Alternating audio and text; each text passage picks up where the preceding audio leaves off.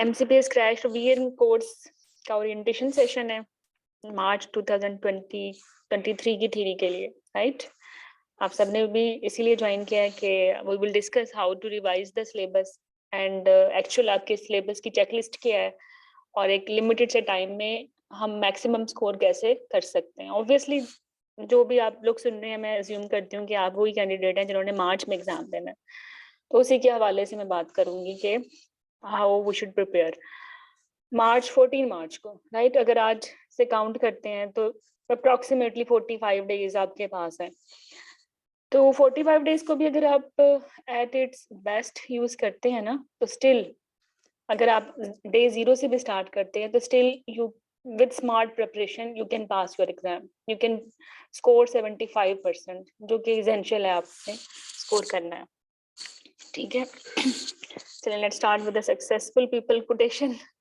तो देखिए, सक्सेसफुल लोगों की एक हैबिट होती है और सक्सेस जो उनकी जो रीजन होती है सक्सेस की, वो हैबिट्स होती हैं जो अनसक्सेसफुल पीपल उसको ऑप्ट नहीं करते। मतलब 45 डेज पहले आप इतना सारा रायता बखेर के बैठ जाओ, इतनी लंबी लंबी स्टोरियां और कहानियां और प्रॉपर पूरी पूरी गाइडलाइन पढ़ने बैठ जाओ, तो फिर तो मसला हो जाएगा। एग्जाम में लेट्स सपोज 200 क्वेश्चंस आने हैं, आपने आपके 1 टाइम टोटल सिलेबस के टॉपिक्स हैं, उनको उन्होंने टेस्ट करना है, तो रफली मैं ये कहूंगी कि हर टॉपिक से 2 क्वेश्चन आने वाले हैं। तो ये तो अच्छी बात नहीं है ना कि आप एक टॉपिक पे 5-6 दिन लगाएं, जिसमें से भी 2 क्वेश्चन आने हैं, और इसकी कंपनसेशन में 5-6 टॉपिक्स आप सेक्रीफाइस कर दें, वहां से भी तो 2 ही क्वेश्चन आने थे ना, तो इस तरह तो पास नहीं होंगे। तो आपने सारे टॉपिक्स ही करने हैं, ठीक है, और इस तरह करने हैं कि वो 2 क्वेश्चन हैं वो कौन से हैं जो कि एक्सट्रीम रिपीट क्वेश्चन हैं, उनको तो मिस नहीं करना। तो इस तरह से अगर स्मार्टली प्रिपेयर करेंगे तो चांसेस हैं कि आराम से आप 75% स्कोर कर लेंगे।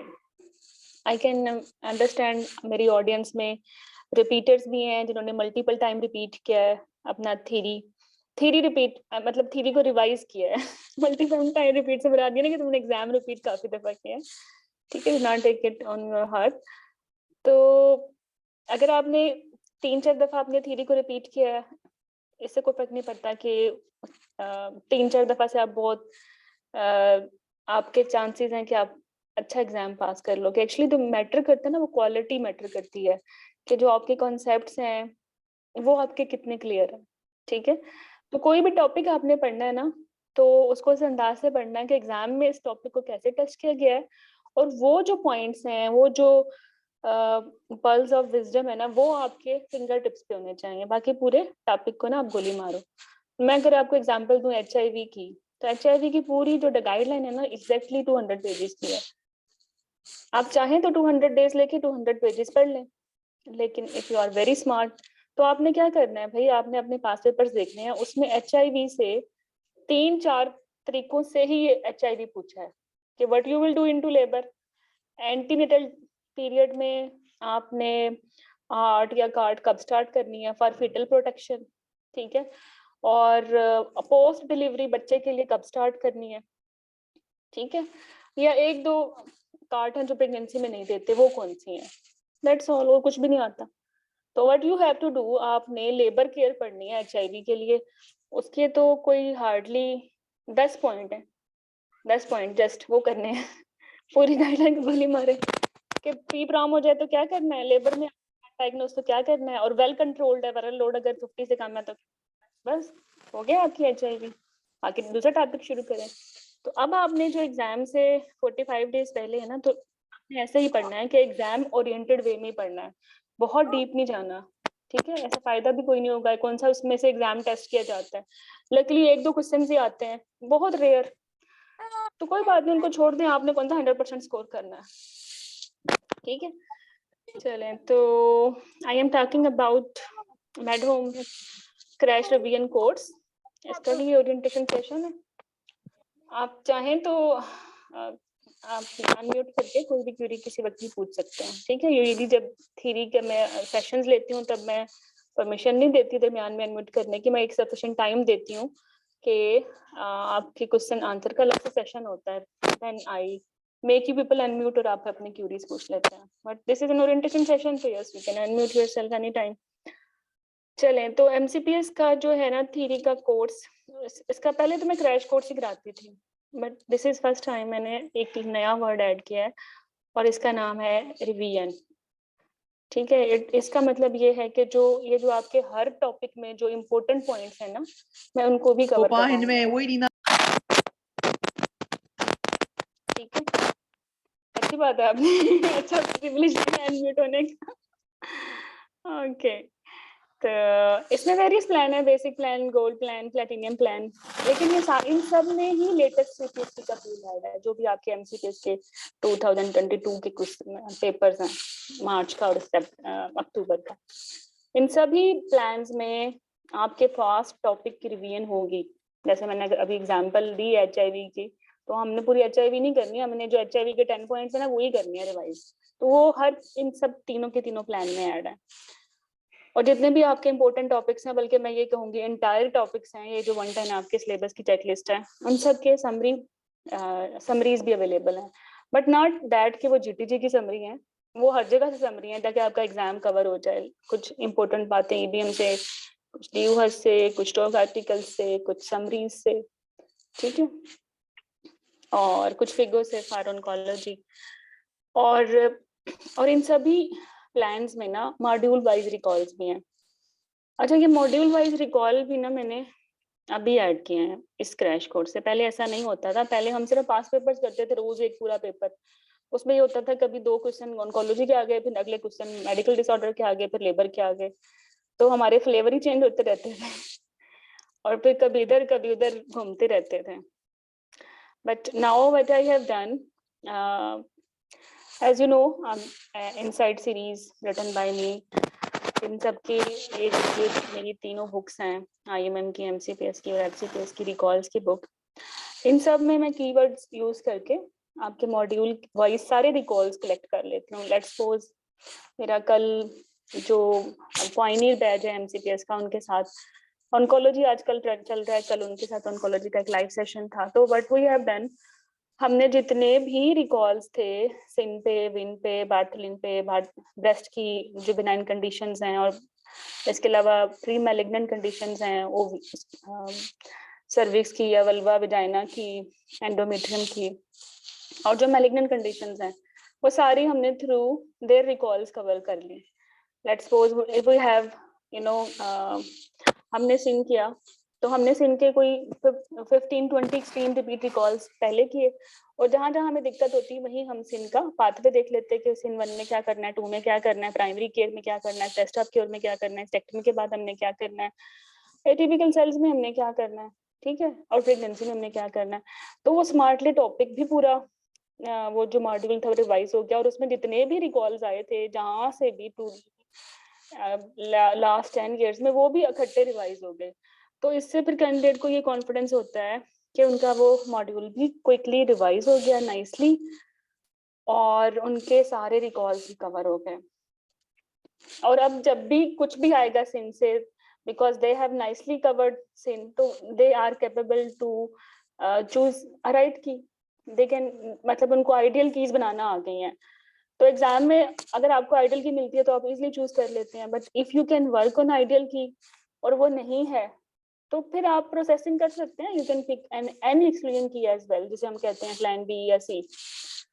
तो अब चूंकि मैंने इसका नाम क्रैश रिवीजन कोर्स रखा है, तो इसीलिए फिर मैंने मॉड्यूल वाइज रिकॉल्स और मॉड्यूल का क्विक रिकैप भी इसमें डाल दिया. तो आई यूज्ड टू से रिकैप रिकॉल्स ऑफ मॉड्यूल्स, ठीक है.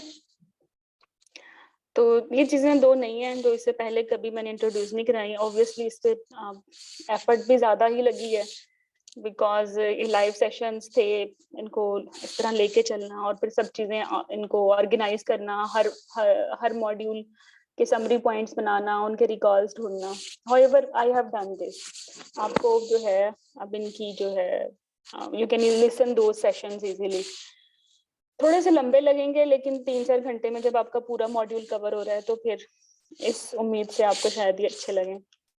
देखिए 47 days टू गो से मुराद ना मेरा ये है कि अगर अभी भी आप लोग नाइसली अपने ये कमिंग रिमेनिंग डेज यूज करते हैं ना, the way I am telling you, exam oriented पढ़ें, बहुत डीप जाने की जरूरत नहीं है, जो चीजें एग्जाम में टेस्ट की जाती हैं बस उसी में अपने कॉन्सेप्ट्स क्लियर करें, तो you can pass your exam. 75% score करना बहुत इजी है then.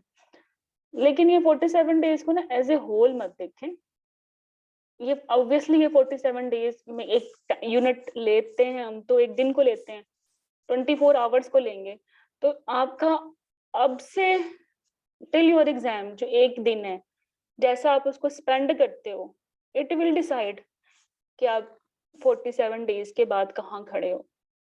Are you going to be consultant और नॉट, या you have to repeat your exam again. ठीक है, तो ये 47 लेंगे तो ये बहुत बड़ा लगेगा दिल पे ना भाई, 47 days, and do not take it like that. आप इसको लें 24 आवर्स, 1 डे।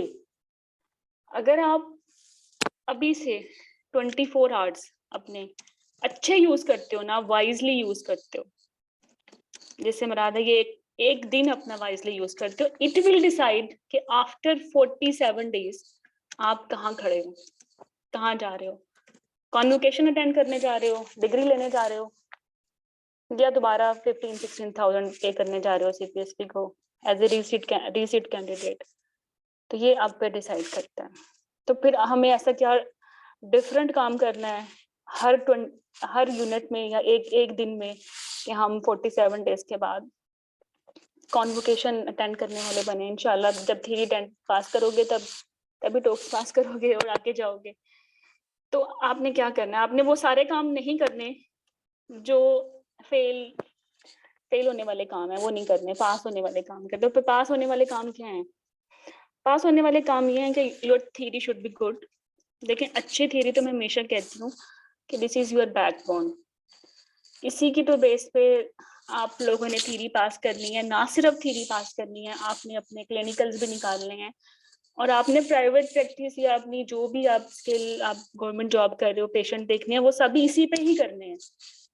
ठीक है, अगर आपके कॉन्सेप्ट क्लियर नहीं है तो शायद प्रोबेबिलिटी है पास पेपर्स करके एग्जाम, क्योंकि रिपीट होते हैं, और कुछ इम्पोर्टेंट पॉइंट्स करके आप 75% ले लें, आप थ्योरी तो पास कर लें। लेकिन मैं आपको लिख के देती हूँ, आपने क्लिनिकल नहीं पास कर सकते।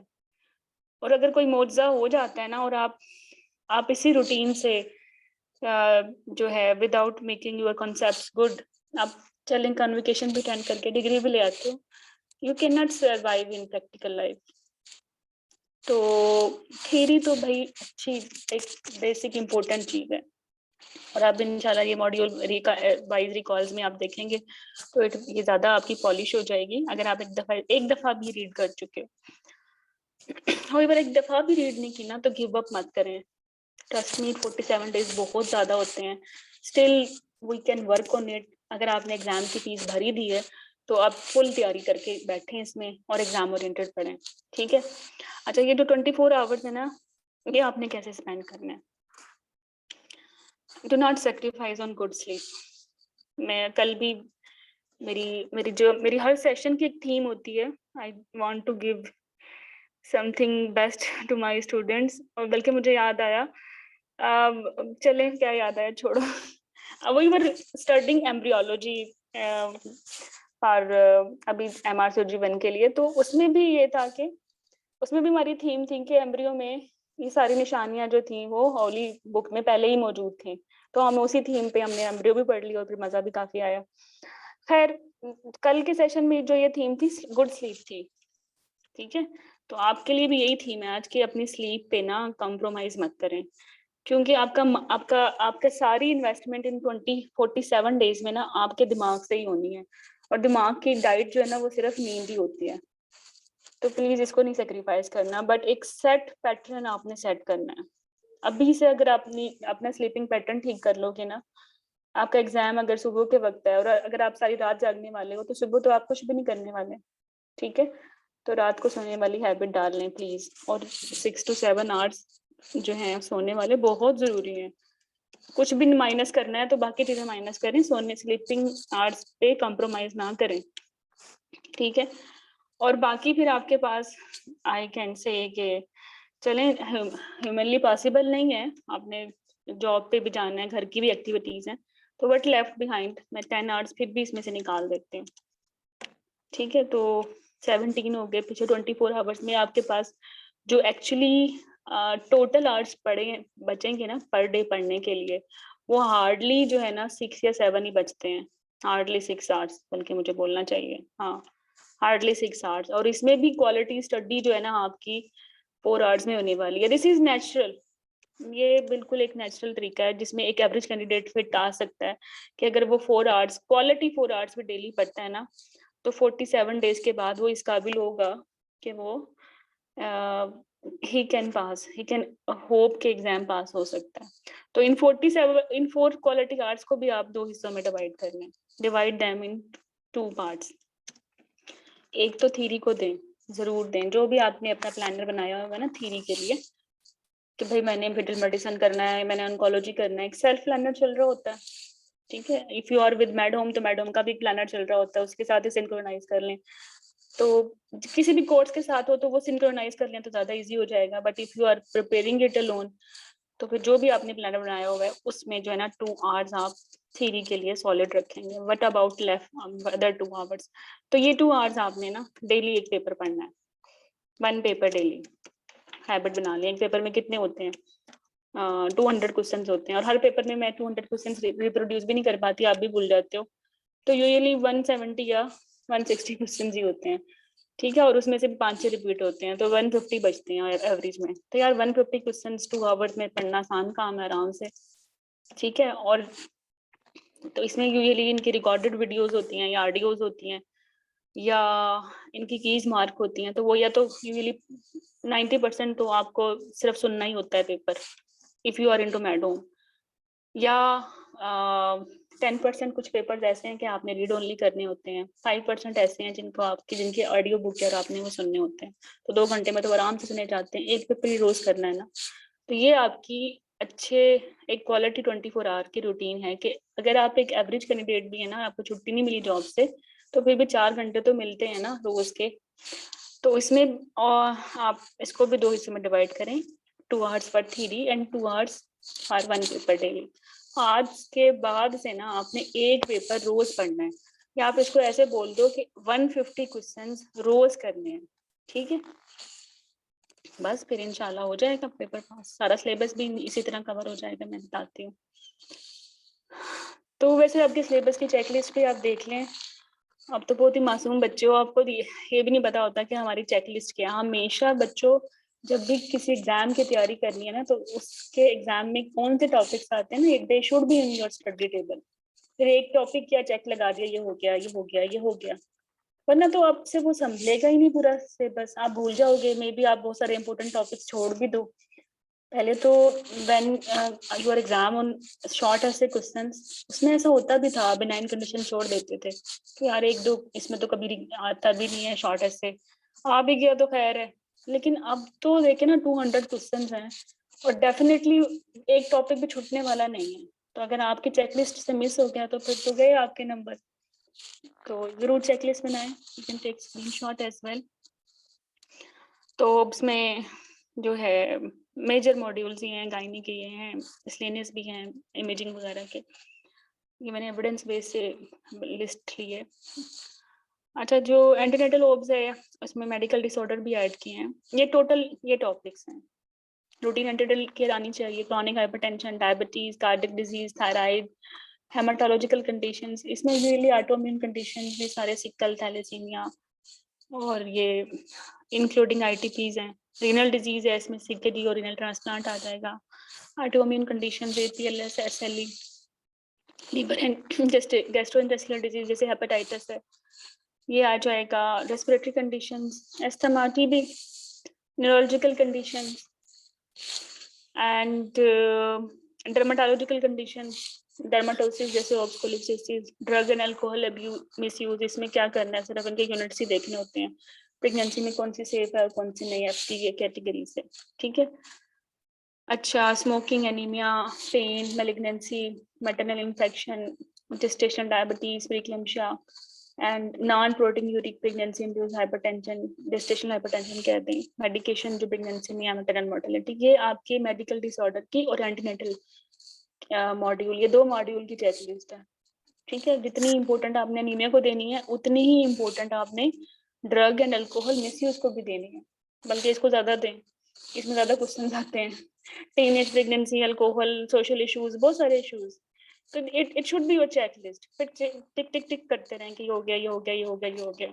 ठीक है, जो भी पहले पढ़ा है ना उससे ही पढ़ना है। अभी 47 डेज में आपने कोई नई बुक नहीं पढ़नी। ठीक है, do not do anything new. अगर आप सेकंड रीड कर रहे हैं तो फर्स्ट रीड पे जितनी एफर्ट की है उसी को ही रिवाइज करना है, राइट। अच्छा, अगर फिर भी आप वही वाले कैंडिडेट हैं जिसकी मैंने शुरू में बात की है, जिसने शुरू ही अब करना है पढ़ना और आपने बस फीस जमा करा दी है और आप अंदर से बिल्कुल मायूस हैं, तो फिर मायूस मत हो। इन सारे टॉपिक्स पे आई हैव सर्टेन बज़वर्ड्स, एक समरीज हैं इनके, इंपॉर्टेंट पॉइंट्स हैं मेरे पास। When you will join the course वो आपको मिल जाएंगे, बस फिर वही पढ़ लें। वो भी अच्छे खासे तो हैं, बट ये है कि एग्जाम ओरिएंटेड है, एग्जाम निकल जाएगा। ठीक है, प्रोबेबिलिटी है निकल जाएगा, लेकिन मैं पहले ही कह चुकी हूँ अच्छी थ्योरी तो बैकबोन है। एग्जाम निकल भी गया तो फिर आगे क्लिनिकल नहीं निकलेगा। However, आई नो मेजोरिटी ने एग्रीड तो इंशाल्लाह कर ली होगी, तो उनके लिए ये है कि जहां से भी पहले रीड किया, if you have read it from EBM या Dewhurst, वहीं से करना है और focus on the tables, focus on the summary boxes. High yield information usually इन्हीं जगहों पे होती है। ठीक है, इनको आपने इग्नोर नहीं करना। अच्छा, इसमें मैं आपको एक बात बता दूं, कुछ चीजें ना चेंज हो गई हैं जिसमें मुझे बड़ी दिक्कत होती है क्रैश कोर्स में कि बताते हुए। जैसे अगर मैं कहूँ डायबिटीज मेलाइटस, आप ये EBM का नहीं फॉलो कर सकते। ठीक है, और ये इसका रायता भी बिखरा हुआ ज्यादा है। 2 गाइडलाइंस पढ़ते हैं हमेशा, एक हम नाइस की करेंगे और एक SOGP की करेंगे। बट एग्जाम में अगर कोई हमने वेटेज देनी है, अगर आपका MCQ नाइस से हल नहीं होता तो फिर हम SOGP से करते हैं, SOGP से हल नहीं होता तो नाइस से करते हैं, और दोनों से ही हल हो रहा है तो फिर SOGP से करना होता है। ठीक है, कार्डियक डिजीज, वैसे तो ये EBM से जो क्वेश्चंस कार्डियक डिजीज में आते हैं वो EBM से नहीं हल होते, क्योंकि उसमें वो एंटीकोगुलेशन का पूछते हैं और वो सारी ऊट पटांग से लिखी हुई है। तो ये बेहतर है कि आप इसको डायरेक्टली फ्रॉम गाइडलाइन ही करें, या कैथरीन नेल्सन से जिन्होंने पहले किया था उससे कर लें, या फ्रॉम माई कार्ड्स कर लें। बट कार्डियक डिजीज भी एक कंप्रोमाइज टॉपिक है जो EBM और DOS में अच्छा लिखा नहीं हुआ। आप कर भी लोगे तो you can not attempt the paper. Thyroid is okay, rest conditions are okay, but APLS आपने EBM का फॉलो नहीं करना। ठीक है, या तो नेल्सन कैथरीन से करें, बिकॉज हमेशा मसला होता है प्री कंसेप्शनल पीरियड में लोप्रिन देना नहीं देना, and this is only written in Nelson latest edition. Obviously it's stock article से लिखा है उन्होंने। ठीक है, तो देनी होती है, फिर वो एक इम्पोर्टेंट क्वेश्चन आप हमेशा खराब कर देते हो। और बाकी एनीमिया में भी थोड़ा सा मसला है। डू नॉट फॉलो EBM और Dewhurst for anaemia because SOGP की अपनी गाइडलाइन है, काफी डिफरेंट है एंड नाइस से। तो अगर आपका क्वेश्चन हल नहीं होता SOGP से, then we will solve it through NICE. अगर SOGP से हल होता है तो we will solve it through SOGP। ठीक है, तो SOGP इज आवर प्रायोरिटी। हल नहीं होता तो then we will opt NICE. ठीक है, बट जो मैंने जितने भी रिकॉल्स देखे हैं ना आपके, वो सारे डायबिटीज के नाइस से ही हल होते हैं, इसके अलावा कोई ऑप्शन ही नहीं बचती। जो एक्सक्लूजन की भी बनती है वो नाइस से बनती है, बट एनीमिया में it's safe to use SOGP। और वो मसला, जो मेजर मसला है, सिर्फ यही होता है कि SOGP says in third trimester give IV iron while NICE says go stepwise। ठीक है, इफ सिवियर एनीमिया नहीं है ओरल दें, चाहे थर्ड ट्राइमेस्टर है, ये इनका मेजर इशू है। और इनकी diagnosis of anaemia in first second third trimester में भी डिफरेंसेस हैं, रेस्ट थिंग्स आर सेम। तो मेरा सजेशन ये है कि एनीमिया और डायबिटीज के लिए 2 कॉलम बना लें, एक नाइस का और एक लाइक SOGP का, और जो सिर्फ डिफरेंसेस है ना वो मार्क कर लें। वो कितने डिफरेंसेस हैं, OGTT का क्राइटेरिया थोड़ा सा चेंज है, एनीमिया का डायग्नोसिस हर ट्राइमेस्टर में चेंज है, और रिकमेंडेशन सिर्फ ओरल और आईवी में चेंज है, तो फिर आपको दिक्कत नहीं होगी, then it will become easy for you people. Otherwise इसकी अपनी गाइडलाइन भी 200 पेजेस की हैं जो अब नहीं हो सकती हैं आपसे। ओके, तो ये आपकी चेकलिस्ट है for medical disorder and for antenatal. Do not miss any topic, ये एज इट सेल्फ सारे टॉपिक्स करने हैं। फिर फीटल कंडीशंस में स्क्रीनिंग बहुत इंपॉर्टेंट है फॉर एमसीपीएस, और पूछते भी बड़े दिल से हैं, सीवीएस, एमनीओ, एनआईपीटी और combined test, this is very important. And after this fetal anomalies, IUD, multiple pregnancy is very important, infection या जिसको टॉर्च बोल रहे हैं, IUD are very important, and poly and oligo. Prolonged pregnancy के लिए मैं ये कहूंगी कि इसमें prolonged pregnancy induction side by side करें, और इसकी गाइडलाइन भी चेंज हो गई है, और सारे रिकॉल्स की भी चेंज हो गई है, खुद भी ठीक करनी है if you are reading any previous edition, क्योंकि अब जो है प्रीवियस कार में फोलीज यूज कर रहे हैं और लाइव बच्चे में माइजोब्रोस्टोल यूज कर रहे हैं, ठीक है। बाकी सेम है, नथिंग हैज बीन चेंज्ड। अगर आपने ईबीएम से किया, ड्यूएस से किया, ठीक है, बट चेकलिस्ट यही है। इंडक्शन और प्रोलॉन्ग लेबर थोड़ा चेंज है, बाकी कोई चीज भी चेंज नहीं है इसमें, same. But you should be, आपके कंसेप्ट क्लियर होने चाहिए एनआईपीटी और कंबाइंड टेस्ट रिलेटेड, और या सीवीएस में थोड़ा सा सेंसिटिव इसमें इंफॉर्मेशन चाहिए होती है टू मेक द केस। जहाँ एनआईपीटी लगाना होता है वहाँ सीवीएस लगाते हो, जहाँ सीवीएस लगाना होता है वहाँ कंबाइंड लगाते हो। फिर दिस चेकलिस्ट आपके लिए इंट्रापार्टम इवेंट्स की है, पूरे लेबर मॉड्यूल की है, ठीक है। वेरी वेरी इंपॉर्टेंट, लेबर बहुत इंपॉर्टेंट है फॉर एमसीपीएस। अगर मैं कहूँ ना कोई एक सिंगल मॉड्यूल इंपॉर्टेंट है फॉर एमसीपीएस, या तो अर्ली प्रेगनेंसी है या वो फिर लेबर है, ठीक है। तो इसमें प्रीटर्म लेबर भी चेंज हो गया है। अगर आपने ईबीएम या ड्यूएस से पढ़ा है तो आप इसको लेटेस्ट से ही पढ़ें, गाइडलाइन से। नाइस की गाइडलाइन है प्रॉम की, प्रीटर्म लेबर की, और साथ में स्लाइटली स्टेरॉइड्स की रिकमेंडेशन भी चेंज हो गई है, ठीक है। एंटीपर्टम हेमरेज बिल्कुल सेफ है, ईबीएम से कर लें। हाँ, प्रीवियर की जो स्टेजिंग है वो चेंज हो गई है, ईबीएम में नहीं लिखी हुई, वो 2017 में चेंज हो गई थी शायद, लेकिन ईबीएम तो उससे पहले की है, तो इसलिए उन्होंने ऐड ही नहीं किया। और वैसे पूछते भी नहीं है, बस ऐसे ही बता रही हूँ कि चेंज हो गई है। आईओडी भी चेंज हो गया क्योंकि इंडक्शन चेंज हो गया, आईओडी में भी इंडक्शन करेंगे तो प्रीवियस कार है तो you are going to use Foley's. तो ये चीजें जो हैं आपकी, जहां से आपने पढ़ी है वहां एडिशनल इन चीजों पे आप अलर्ट साइंस लगा लें कि क्या चीजें चेंज हुई हैं, ठीक है। That's all. With course I will keep on telling ये चीजें चेंज हो गई हैं, और we will solve the MCQs according to the latest updates as well, ठीक है। बाकी इंडक्शन में पहले बता चुकी हूँ चेंज हो गई है, प्रीवियस कार टोटली चेंज है। पोर प्रोग्रेस इन लेबर चेंज तो नहीं हुआ, लेकिन आप लोग फंस जाते हो इस पे, सेंटो कब लगानी है, एरम कब करना है, फर्स्ट सेकेंडरी रेस्ट की क्या काजेज हैं, प्राइमरी रेस्ट की क्या काजेज हैं, फोर्सअप लगाना है कि वैक्यूम लगाना है या सीरियन सेक्शन करना है। इस पे जितनी प्रैक्टिस करोगे ये तभी आएगा। इस पे आपको प्रैक्टिस की जरूरत है, बहुत सारे रिकॉर्ड इस पे करने चाहिए। When you will come into our crash course, you will see 6 live sessions सिर्फ लेबर पे ही हैं, because this is very very important module for any degree, चाहे वो FCPS की है, चाहे MCPS की, और चाहे IMM की।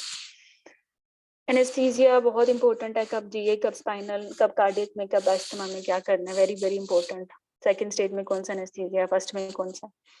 सिजेरियन सेक्शन, इसके इंसिजन्स की टाइप्स, और सिजेरियन सेक्शन की अपनी कैटेगरीज, इसकी स्ट्रॉन्ग इंडिकेशंस, या ये सब चीजें बहुत इंपॉर्टेंट हैं, काफी इसमें आपके क्वेश्चन आते हैं। How you will assess fetal compromise in second stage of labour, यहाँ भी वैसे ये चेंज नहीं हुआ, ये जहाँ से आपने किया यू आर वेरी सेफ, इस पर कोई नई गाइडलाइन तो नहीं आई।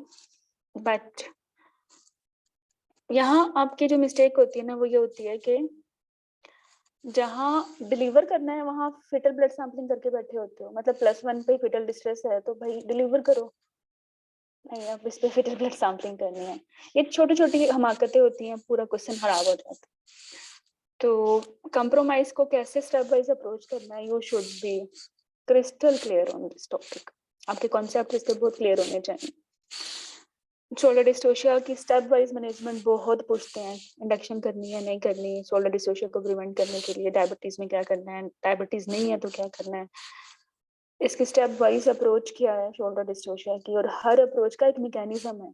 आप स्टेप वाइज अप्रोच से हेल्पर लिमोनिक्स के थ्रू कर लेते हो, लेकिन मिस्ड द मैकेनिज्म कि कौन से मैकेनिज्म से कौन सा डायमीटर वाइड हो रहा है तो बच्चा बाहर आ रहा है। बहुत सारे क्वेश्चंस में they are actually asking about the mechanism and वो आप स्किप कर देते हो। तो शोल्डर डिस्टोशिया के मैनोवर्स जब भी पढ़ें तो आप जरूर देखें कि इसमें हो क्या रहा है। और instrumental delivery very very important, breech presentation बहुत इंपॉर्टेंट है। यहाँ मैं थोड़ा रुकती हूँ, इसमें बहुत मसले होते हैं आपके। प्रीटर्म ब्रीच में सेक्शन करना है, एनवडी करना है, टर्म में क्या करना है, फर्स्ट स्टेज में सेक्शन करना है या सेकंड स्टेज में सेक्शन करना है, तो ये सारे क्वेश्चन इसी तरह घूम फिर के आते रहते हैं। ठीक है, तो प्री ब्रीच प्रेजेंटेशन में भी जितने क्वेश्चंस आपने सॉल्व, जितने आप रिकॉल सॉल्व करोगे उतने ही आप कॉन्फिडेंट होंगे। वरना ये छोटा सा टॉपिक जो है ना, यूजुअली 5-6 क्वेश्चन इसमें से आते हैं और अच्छे नहीं होते अगर आपने उसको लेटेस्ट गाइडलाइन के मुताबिक नहीं किया। ठीक है, तो ब्रीच को तो मैं कहती हूँ सिर्फ गाइडलाइन से ही करना है और किसी जगह से नहीं करना। पेनियल ट्रामा सिर्फ गाइडलाइन से करना है, उसी के नाम से है ओब्स एनल सिलेंडर इंजरी, और कहीं से नहीं करना, वरना ओवरलैप और एंड टू एंड में और या सूचर में ही रह जाओगे। और यही तो पूछते हैं, और ये एग्जैक्टली आपको क्लियर सिर्फ गाइडलाइन से ही होगा। ठीक है, तो लेबर बहुत इंपॉर्टेंट है। इसमें आपने देखा induction, previous scar, IUD, breech, OASIS, shoulder dystocia and how to choose instrument.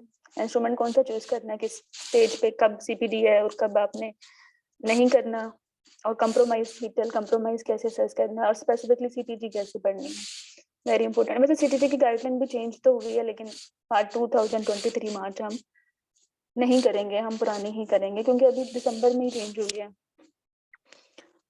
चलें, तो ये आपका लेबर का ओवरव्यू था। जर्नल गायनी में भी इम्पोर्टेंट है। एमसीपीएस में 50% आपको की असेसमेंट होती है ओब्स के टॉपिक्स पे और 50% होती है गायनी के टॉपिक्स पे, जबकि आई में ऐसा नहीं है, उसमें आपकी 80% असेसमेंट ओब्स पे हो जाती है। मतलब बहुत सारे क्वेश्चन ओब्स पे आते हैं, बट एमसीपीएस में इक्वल डिस्ट्रीब्यूशन होती है।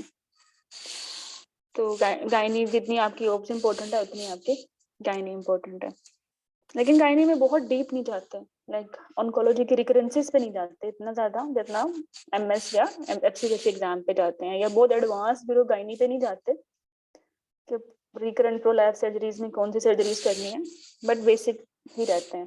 तो इस पे इतना, अब 47 डेज आपके पास बचे हैं, तो आपने ऑन्कोलॉजी और यूरोगायनी पे बहुत डीप नहीं जाना।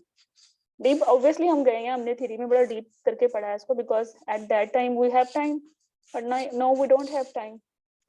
तो फिर आपने इसको थोड़ा सुपरफिशियल इसलिए होला याद रखना। ठीक है, अच्छा, इसकी टॉपिक्स की चेकलिस्ट है कि primary menorrhoea, abnormal genital development, karyotyping abnormalities, respect with वो टर्नर सिंड्रोम, और उसमें वो विद रिस्पेक्ट के बार बॉडीज किसमें कितनी है। इसके बाद एडोलिसेंट डेवलपमेंट या पबर्टल चेंजेस कैसे कैसे आती हैं, कब थिलार्की, कब एडनार्की, कब menarche, with its various famous mnemonics we will do this।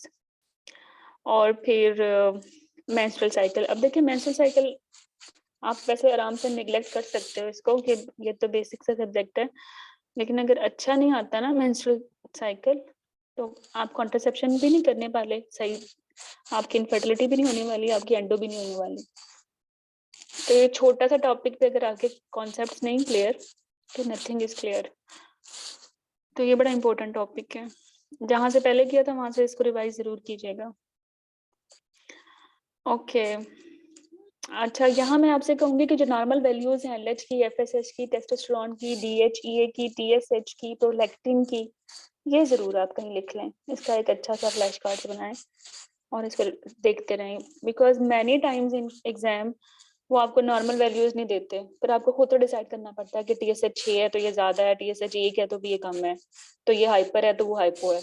और इतनी स्ट्रेस होती है जब आपको लगता ही नहीं कि कम है, ये ज्यादा है, because you are use to correlate values with normal reference ranges. अगर वो नहीं देते तो फिर तो आप कोरिलेट भी नहीं कर पाओगे।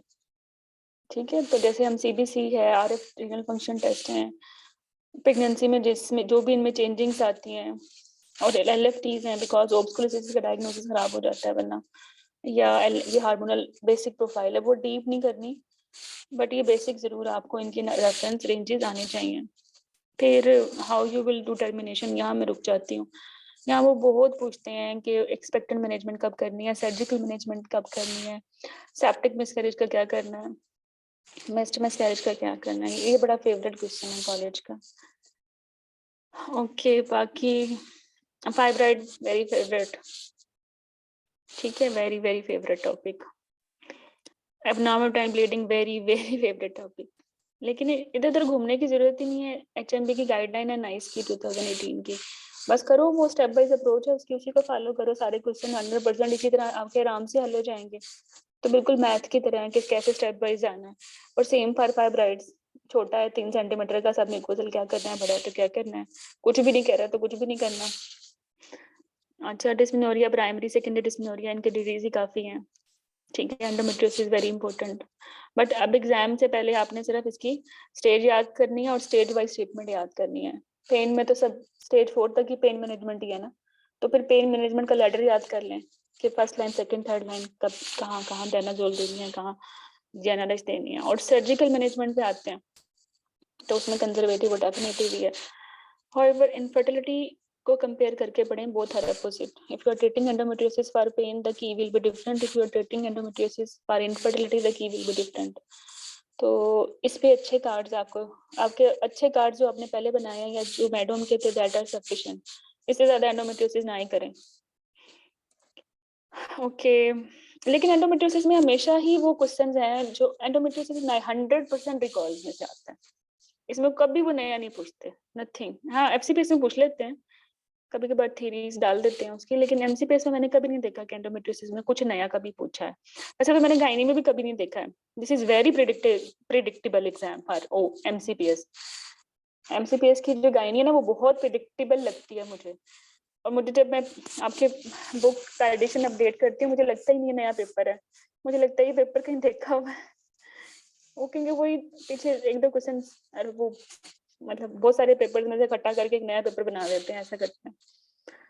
तो ऑब्वियसली बीइंग एग्जाम कैंडिडेट तो आपको वो डिफरेंट लगेगा, but because I am collecting and updating your recall book since 5 years, तो मुझे सच में मुझे नए नहीं लगते। तो अगर आपने इन 47 days में गायनी पास करनी है ना एमसीपीएस की, तो you can trust on 100% on pass papers. Pass paper में भी ट्रस्ट इसलिए, देखें अब अगर आपको पता ही है पास पेपर से पेपर आता है 100%, तो फिर भी फेल क्यों हो जाते हैं? उसके रीजन भी है कि वो इतने घटिया लिखे होते हैं क्वेश्चंस कि आप लीड ही नहीं कर सकते टुवर्ड्स बज़वर्ड, टुवर्ड्स आइडियल की। तो फिर किसी को वो प्रोजेस्टेरॉन लग रहा होता है, किसी को वो सीपी। अभी अभी आज ही हम अपने ग्रुप में डिस्कस कर रहे थे। अब जस्ट फॉर एग्जांपल एक एमसीक्यू बताने लगी हूँ कि भाई अनमैरिड लड़की है और आ गई है एचएमबी के साथ, और एचएमबी भी ऐसा है कि एचबी सवेर एनीमिया है, 5 हो गया। 2015 का पेपर है ये, 2015 एमसीपीएस का पेपर है, ठीक है। तो और ये मल्टीपल टाइम रिपीटेड क्वेश्चन है ये, many time I have seen in MCPS and IMM as well. अच्छा, तो अब क्या करें इसका, और इसको मल्टीपल फाइब्राइड है, हाँ, तो क्या करें इसका? अब आपके पास इसको ट्रीट करें, और उसकी शादी होने वाली है 3 months के बाद, मैरिज प्लान भी है। चलो, अब आपने क्या, अब आप इसकी आइडियल की बना लें। सबसे पहले तो मैं यही कहूंगी, जब भी एमसीक्यू पढ़े ना, तो ऑप्शन तो देखें ही ना, स्टेम को पढ़ें, और जो उसमें उनके बज़वर्ड को हाईलाइट करके आप उसकी जो है आइडियल की अपने माइंड में बना लें, और फिर ऑप्शंस में देखें, फिर आप बायस नहीं होते।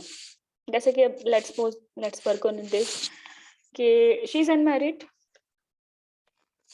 and she's having multiple fibroids.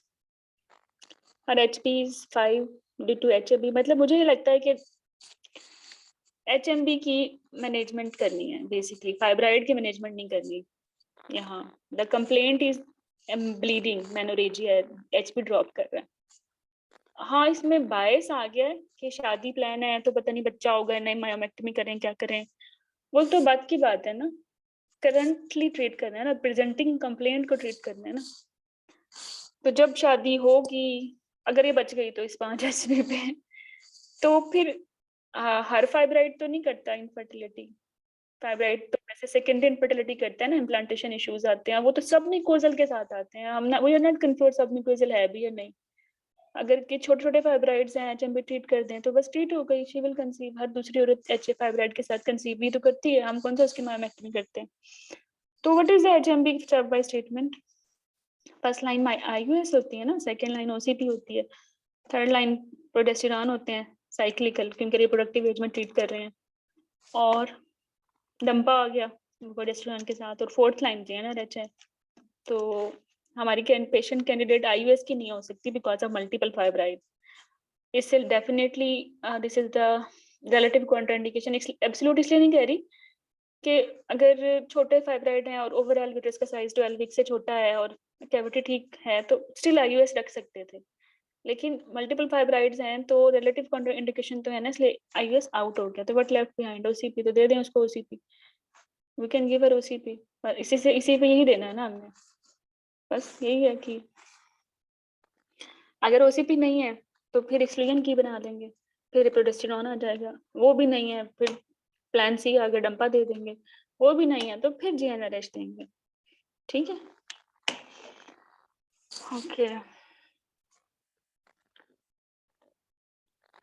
तो अच्छा, मैं कहाँ थी? मैं यहाँ थी कि गायनी में अगर 100% आपके, मैं अगर कह रही हूँ कि रिपीट होते हैं क्वेश्चंस, तो फिर भी पास क्यों नहीं होता? अप्रोच की वजह से, क्योंकि वो आधे रिकॉल्स होते हैं। उन आधे रिकॉल्स में उसको एक तो बैलेंस करना चाहिए, ठीक है, और अगर उसमें 2 ऑप्शंस हैं तो आप क्या करते हो, उन्हीं 2 ऑप्शंस में से की बना के बैठ जाते हो। ये भी तो पॉसिबल है ना, जो करेक्ट की थी वो 5वीं ऑप्शन थी जो कि रिकॉल ही नहीं की गई। अब अगर एग्जाम में वो question with exact statement with buzzword और विद प्रॉपर 5 ऑप्शंस आता है, तो आपके माइंड में वो 2 कीज हैं जिसमें से आपने अपनी की चूज की थी, आपके माइंड ने तो वो 3 ऑप्शंस देखी ही नहीं थी। तो आप कहोगे भाई ये तो रिकॉल है, चलो भाई इसमें ये कर लो। आपको ये समझना चाहिए कि एट दैट टाइम आपने वो की कौन सा आइडियल बनाई थी? आपने एक्सक्लूजन बनाई थी, क्योंकि आइडियल अवेलेबल नहीं थी। अब अवेलेबल है, अब आइडियल पिक करनी चाहिए। अगर आप इस तरह से प्रोसेस करोगे अपने रिकॉल्स को, फिर आप उसको, उस पर आपको क्रेडिट मिलेगा ना, वरना तो नहीं मिलने वाला। तो रिकॉल्स को भी ध्यान से करना है, बड़ा ही बैलेंस करके, बड़े ही प्यार से। रिकॉल्स हमें सिर्फ ये बताते हैं कि इस तरह का क्वेश्चन एग्जाम में आया था, इसका मतलब हरगिज ये नहीं है कि यही आया था। अगर आप अभी मैं आपको 100 क्वेश्चन दूं ना, बल्कि 100 तो बहुत है, मैं आप सबको 10 क्वेश्चन भी दूं ना कि ये आप अटेम्प्ट करें, और एग्जैक्टली आफ्टर 10 मिनट्स में आपसे ये कहूँ कि ये 10 क्वेश्चन आप मुझे लिख के दें, तो आपके 10 के 10 के जो रिकॉल्ड क्वेश्चन होंगे वो डिफरेंट होंगे, हालांकि मैंने सेम 10 क्वेश्चन दिए थे। तो इसी वजह से वो जो आप 200 क्वेश्चन आके बाहर आके रिकॉल करते हो, तो आप बेसिकली वो रिकॉल करते हो जो आपने की बनाई थी, वो नहीं करते जो सही थी।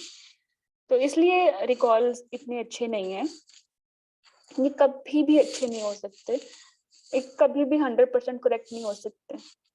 ठीक है, तो बस इसको हमने ऐसे ही वर्क करना है, और that's why I have added module wise recalls, और उससे बड़ा फायदा हुआ है।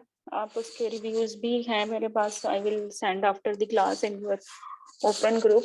तो उससे ये फायदा हुआ है कि अब लाइक मैं कल हमारा सिन का सेशन था, तो बच्चों को पता है भाई सिन का क्या करना है, सिन 1 का क्या करना है, 2 का क्या करना है, 3 का क्या करना है, CGIN का क्या करना है, मार्जिन क्लियर है तब क्या करना है, क्लियर नहीं है तो क्या करना है, CGIN में पॉजिटिव है तो क्या करना है, सिन में पॉजिटिव है तो क्या करना है, और कैंसर या सर्वाइकल कैंसर में पॉजिटिव है तो क्या करना है, और बल्बल कैंसर में पॉजिटिव है तो क्या करना है, उनकी फिंगर टिप्स पे है, दे नो दिस। अब एग्जाम में कुछ भी पूछ लें, they know what is the ideal की, तो वो पिक कर लेंगे। एग्जाम में 6 ऑप्शन आ जाए, 10 भी आ जाए, दे कैन पिक इट। तो इस तरह से अगर हम करेंगे, और डेफिनेटली विद यू पीपल भी मैं यही करूंगी, तो फिर आप बड़े सेफ हो जाओगे। जैसे मर्जी रिकॉल दें, आपको अप्रोच अच्छी आती है, आप उसको 100 डिफरेंट तरीकों से भी एग्जैक्टली सेम अच्छी जो आइडियल की है वही पिक करोगे। ठीक है। और ये जो छोटे छोटे वर्ड्स होते हैं ना, जैसे first line, second line, appropriate, best, gold standard, initial management, least, most common, most likely, most specific, most sensitive, यही तो गेम होती है। इनको ओवरलुक मत किया करें। आपको टॉपिक अच्छे से भी आता है ना, अगर आप इन पॉइंट्स को मिस कर दोगे ना, फिर तो मसला है। अब मैं HMB पे दोबारा आ जाती हूँ, just to give an example. यही वाली अनमेरिड पेशेंट थी ना, फाइब्राइड और HMB के साथ आई हुई है। अगर मैं ये कहूँ she is married, right, and इसको HMB भी है, HB भी इसका कम है, और she want to conceive, but इसमें भी OCP है, इसमें भी प्रोजेस्टेरोन है, इसमें भी GnRH है, इसमें भी डंपा है। ठीक है, बस इसमें मैं अगर ऐड कर दूं ट्रांजामीन, ये एंटीफिब्रिलेटिक्स, व्हाट अबाउट दिस? अच्छा, अब आप सोचें कि एक ऐसी पेशेंट जिसको HMB भी है और वो कंसीव भी करना चाहती है, और उसको फाइब्राइड है, एक लेट्स सपोज 6-7 सेंटीमीटर का फाइब्राइड है, एंड कैविटी को भी खराब कर रहा है, तो व्हाट इज आइडियल की? आइडियल की तो मायोमेक्टमी थी ना। और ऑब्वियसली HMB के साथ है, इतना बड़ा फाइब्राइड है, GnRH देने से सहूलत हो जाएगी, साइज छोटा हो जाएगा, रिस्क ऑफ हिस्टेक्टमी बच जाएगा, इंट्राऑपरेटिव हेमरेज बच जाएगा। ठीक है, तो आइडियल की क्या होगी? GnRH followed by hysterectomy. This was an ideal की, लेकिन ये एग्जाम अब आपके की में नहीं है, अब ये की में नहीं है, आप इसको गोली मारो। ठीक है, फिर आप इसके लोड करो भाई, क्योंकि हमने कॉन्ट्रासेप्शन दे नहीं, she want to conceive, OCP out, progesterone, कोई भी हार्मोनल नहीं देते ना कंसेप्शन की को बस बटर के आउट, GnRH भी आउट। ठीक है, टम्पा भी आउट, कॉन्ट्रासेप्टिव है, but left behind non hormonal anticoagulants. ठीक है, तो बस ये दे देंगे। वैसे जो एंटीकोगुलेटिक्स टाइप ये चीजें होती है ना, दे आर इनिशियल मैनेजमेंट, मतलब meanwhile you are working evaluating menorrhagia, तो आपने उसको वैसे तो नहीं छोड़ना कि तुम ब्लीड करती रहो, कुछ तो देना है ना, तो इसलिए एंटीकोगुलेटिक्स साथ में NSAID ऐड कर देते हैं। बट ये टुगेदर कैन रिड्यूस 70% पेन, और बाज का तो हार्मोनल की जरूरत भी नहीं पड़ती। बट ये नॉन हार्मोनल है, you can add them with any line, with first second third line, even in surgicals. ठीक है, ओके। तो अच्छा, इसमें अगर मैं ये ऐड कर दूं कि इसको, ये पेशेंट है, इसको HMB है, she want, what is her first line, तो फिर अब ये बसवर्ड हो गया, फर्स्ट लाइन है तो फिर तो मायरीना ही आएगी, है ना। वैसे EBM में फर्स्ट लाइन OCP लिखी हुई है, हालांकि नहीं है, this is Mirena only which is first line, और सेम EBM ने एडेनोमायोसिस में भी OCP फर्स्ट लाइन लिखा हुआ है, हालांकि नहीं है, this is Mirena which is first line in adenomyosis according to the guidelines. तो ये फर्स्ट लाइन और ये इनिशियल मैनेजमेंट, ये बजवर्ड होते हैं, इनको ओवरलुक करेंगे तो की चेंज हो जाएगी।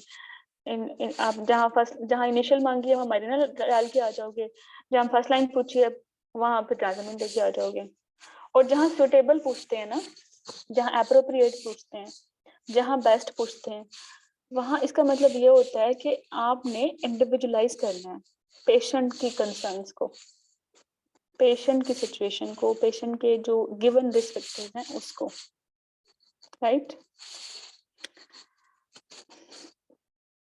ओके, अब एक पेशेंट है जिसको वैसे मेनोरेजिया है उसको, और इस्कीमिक हार्ट डिजीज है, मल्टीपल फाइब्राइड्स हैं, मेनोरेजिया है उसको, अब क्या देंगे फिर उसको? And she want contraception as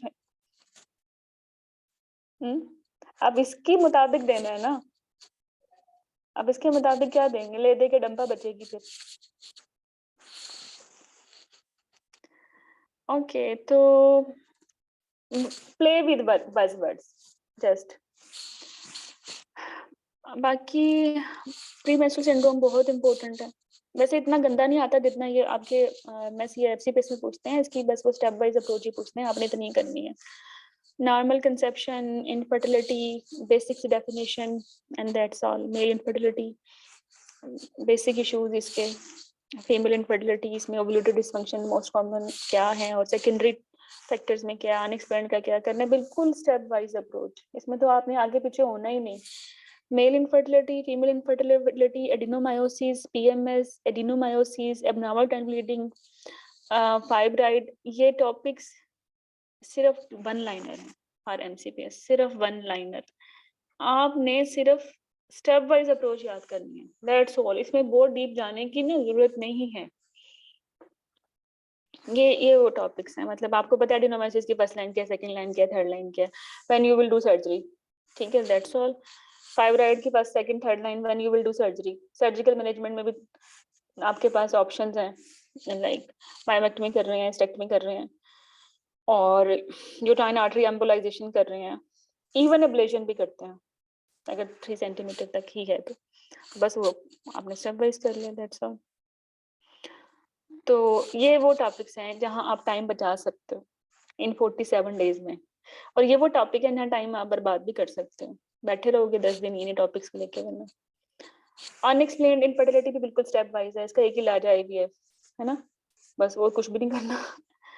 assisted reproduction, IVF, ICSI की इंडिकेशंस करनी और कुछ भी नहीं करना। PCO की भी स्टेप वाइज अप्रोच कर दी है। इनफर्टिलिटी में फर्स्ट सेकंड थर्ड लाइन आपको पता है ना क्या है, बस वही देना है। और हिस्टोरिज्म के साथ आ गया, उसकी भी फर्स्ट सेकंड थर्ड लाइन है, वही देनी है बस, कोई मसला नहीं है इसमें भी। इसको भी ऐसे ही करें, इसके अलावा डीप मत जाएं।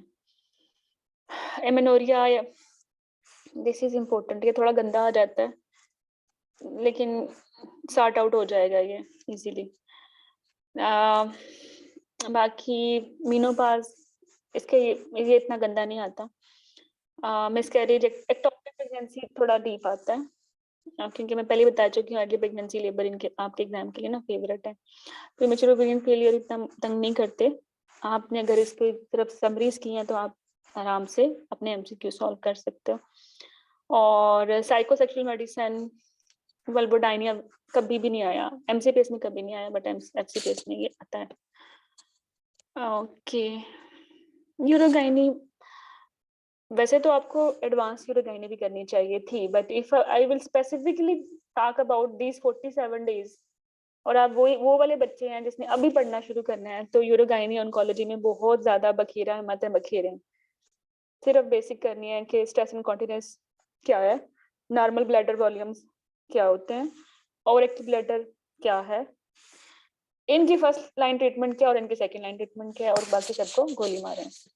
पिछला क्या है, PVF, और इसके मोस्ट कॉमन काजेस क्या हैं डेवलपिंग एंड डेवलप्ड कंट्रीज में, एसोसिएशन यूरोटेरिक इंजरीज की शायद कितनी है, और इनिशियल इन्वेस्टिगेशन कौन सी है, फर्स्ट लाइन इन्वेस्टिगेशन कौन सी है, और गोल्ड स्टैंडर्ड इन्वेस्टिगेशन कौन सी है, और दैट्स ऑल। इससे आगे करने की जरूरत ही नहीं है। यूरोटेरिक इंजरी इज वेरी इंपॉर्टेंट। यहाँ होल्ड ऑन, यहाँ वो देखते ही नहीं है आप MCPS हो या FCPS हो, वो इतना ही गंदा पूछते हैं जितना वो FCPS से पूछते हैं। इवन आपके टोक्स एग्जाम में भी अभी जो अक्टूबर 2022 में जिन्होंने पास किया उनके टोक्स में भी यूरेटर इंजरी के का एक गंदा सा क्लिनिकल केस आया हुआ था, और जब मैं उनको टोक्स के लिए पढ़ा रही थी तो मैंने उनको बोला ये करो, ये तो बहुत मुश्किल है, ये लाइकली आएगा नहीं आपका। और वो आ गया। चलो, रेप सेक्सुअल असॉल्ट, इसमें आपने रेप सेक्सुअल असॉल्ट है तो ये टॉक्सिस्टेशन, बट आपने सिर्फ वो पेप्सी पढ़ना है कि HIV का पोस्ट एक्सपोजर प्रोफाइलैक्सिस या हेपेटाइटिस B का पोस्ट एक्सपोजर प्रोफाइलैक्सिस रेप में कब तक देना होता है और कौन सी दवाइयां देनी है। वैसे ये आया कभी नहीं है, लेकिन अगर ये टॉपिक आपके चूंकि एग्जाम का आपके सिलेबस में आता है और आपने इसको एक दफा तो करना ही है ना, तो बस आप इसका यही करें कि इमरजेंसी कॉन्ट्रासेप्शन LMP के साथ, वो तो कॉन्ट्रासेप्शन के टॉपिक में भी कवर हो जाएगा, और post exposure prophylaxis, that's all, और कुछ नहीं करना। फीमेल जेनिटल म्यूटिलेशन की जो आपकी 4 टाइप्स हैं बस वो करनी है, और उसमें भी 3 पूछते हैं इन पॉपुलेशन में, और कुछ नहीं पूछते, तो ये भी बहुत इजी है। तो गायनी में अगर आप चाहें ना, आपके पास 47 डेज हैं, तो 10 डेज में गायनी हो सकती है, और 30 डेज आप ऑफ को दें, और गायनी में सिर्फ टू द पॉइंट ही रहें, step wise, first line, second line, third line, तो ये सारी ऐसे कवर हो जाएगी। जैसे अब हम बात करते हैं एंडोमेट्रियल कैंसर की, तो आपने सिर्फ इसके स्ट्रॉन्गेस्ट रिस्क फैक्टर्स करने हैं, how you will diagnose it, जो इसकी डायग्नोस्टिक वर्कअप है, और इसका जो मेटास्टेटिक वर्कअप है, एक दो लाइंस में स्टेप वाइज। ठीक है, लेट्स सपोज जैसे एक एग्जांपल देके मैं बता दूं कि कैंसर पता कैसे चलता है, एंडोमेट्रियल बायोप्सी पता चलेगा ना। ठीक है, बस वो आपका डायग्नोस्टिक वर्कअप है। फिर अब पता चल गया है तो फिर क्या करना है, फिर आपने मेट्स के लिए देखना है भाई, और मोस्ट कॉमन मेट्स लंग में जाते हैं, चेस्ट एक्सरे कराना है, तो उसके बाद एमआरआई है। ठीक है, ट्यूमर मार्कर्स तो नहीं कराने ना। बाकी डिपेंड्स करता है कि कहाँ गया है मेट, मतलब अगर ब्लैडर में गया है तो सिस्टोस्कोपी होगी। ठीक है, और या फिर गट इन्वॉल्व कर लिया तो फिर कोलोनोस्कोपी होगी। But they use to ask only chest X-ray MRI और नथिंग एल्स। However, इसमें आपको ये पता होना चाहिए कि स्टेज 1A में क्या है, 1B में क्या है, 2 में क्या है, 3 में क्या है, 3A में क्या है, 3B में क्या है, C में क्या है, और 4 में क्या है, 4A में क्या है, 4B में क्या है स्टेज, और हर स्टेज में आपने क्या ट्रीटमेंट करनी है। ठीक है, एक लाइनर ही हो जाएगा। और एक एक्सेप्शनल सिचुएशन है इसकी कि प्रेगनेंसी डिजायर्ड है तो क्या कर सकते हैं, वो 1A में हम लो ग्रेड में इसको एंटरटेन कर सकते हैं। ठीक है, कैंसर के ट्रायल्स तो बहुत ज्यादा है, जैसे ओवरियन कैंसर ट्रायल से भरी हुई है। इस पे अभी 47 डेज पे रायता ना बखेरे उसका, उसको भी स्टेप वाइज करें, स्टेज क्या है और स्टेज वाइज ट्रीटमेंट क्या है और एक्सेप्शनल सिचुएशंस क्या हैं प्रेगनेंसी के लिहाज से, and that's all. Same for vagina, same for vulva, same for breast cancer. Vagina cancer तो नहीं आता एमसीपीएस में, मैंने कभी वैसे कोई क्वेश्चन नहीं देखा, बट बिनाइन कंडीशंस आ जाती हैं डेस्क के साथ, कौन सा होता है या वो बोट्राइड्स वगैरह, बिनाइन कंडीशंस या रेयर ट्यूमर्स ऑफ वजाइना, ये आ जाते हैं। तो इसलिए वजाइना भी मिस नहीं करनी और उसके रेयर ट्यूमर भी करने हैं। ठीक है, मोलर इज वेरी फेवरेट और ब्रेस्ट तो बहुत फेवरेट है। इतने breast is very favourite for MCPS. इतने क्वेश्चन ब्रेस्ट पे जो एमसीपीएस के रिकॉल्स में मैंने देखे हैं, वो मैंने किसी और पेपर में नहीं देखे, ना आईएमएम में ना ही एफसीपीएस में। ब्रेस्ट की अप्रोच आपके, it should be on your finger tips. Like pregnancy में क्या करना है, स्कैन करते हैं, बट प्रेग्नेंट नहीं है तो फिर क्या करना है, तो 35 के बाद मेमो करते हैं। और करना ही भी है या नहीं करनी, सिर्फ सस्पेक्टेड मैसेज की है, एक आम मैस है, हिल जुल रहा है, मोबाइल है, घूम रहा है पूरी ब्रेस्ट में, सिग्निफिकेंट नहीं है, पेनफुल नहीं है, और 3-4 साल से है, कोई बहुत रैपिड हिस्ट्री नहीं है, कोई और मोटी नहीं है, कोई फैमिली हिस्ट्री नहीं है, नल्ली पैरा नहीं है, कुछ नहीं करना, उसका एमएमओ कराओगे, उसका स्कैन कराओगे, छोड़ो उसको। ठीक है, अच्छा, लेकिन if mass is suspected, fixed है, मल्टीपल रैपिड रिकरेंस है, बायलैटरल है, फिर तो प्रेगनेंसी में भी नहीं छोड़ना, और ना ही नॉन प्रेग्नेंट स्टेट में, क्योंकि मोस्ट कॉमन है ना breast cancer among all cancers. Breast cancer is most common in females, और जेनिटल ट्रैक्ट में मोस्ट कॉमन एंडोमेट्रियल कैंसर है डेवलप्ड कंट्रीज में, या फिर सर्वाइकल इन आवर कंट्री। तो बस ये जो ब्रेस्ट कैंसर है ना, इसको अच्छा सा कर लीजिएगा, इसकी अपनी ग्रीन टॉप गाइडलाइन है, उससे ही कीजिएगा। Do not do this from any book please. नहीं समझ आएगी कि 2 साल की कॉन्ट्रासेप्शन देनी है, टेमोक्सिफिन क्यों देना है 5 साल के बाद, और क्यों 3 महीने बंद करना है if you want to conceive, नहीं समझ आएगी। वरना फर्स्ट ट्राइमेस्टर में एडवांस कैंसर के क्या करना है वो नहीं समझ आती। तो इसको आपने सिर्फ ग्रीन टॉप गाइडलाइन से ही करना और अच्छे से ही करना है। ठीक है, and if you are from at home तो फिर तो करने की जरूरत ही नहीं है, बिकॉज हम कराएंगे। Okay, module wise recalls recap, आपके जो मसले मसाइल हैं, ये आपके 90% मसलों का हल है, 90% मसलों का हल।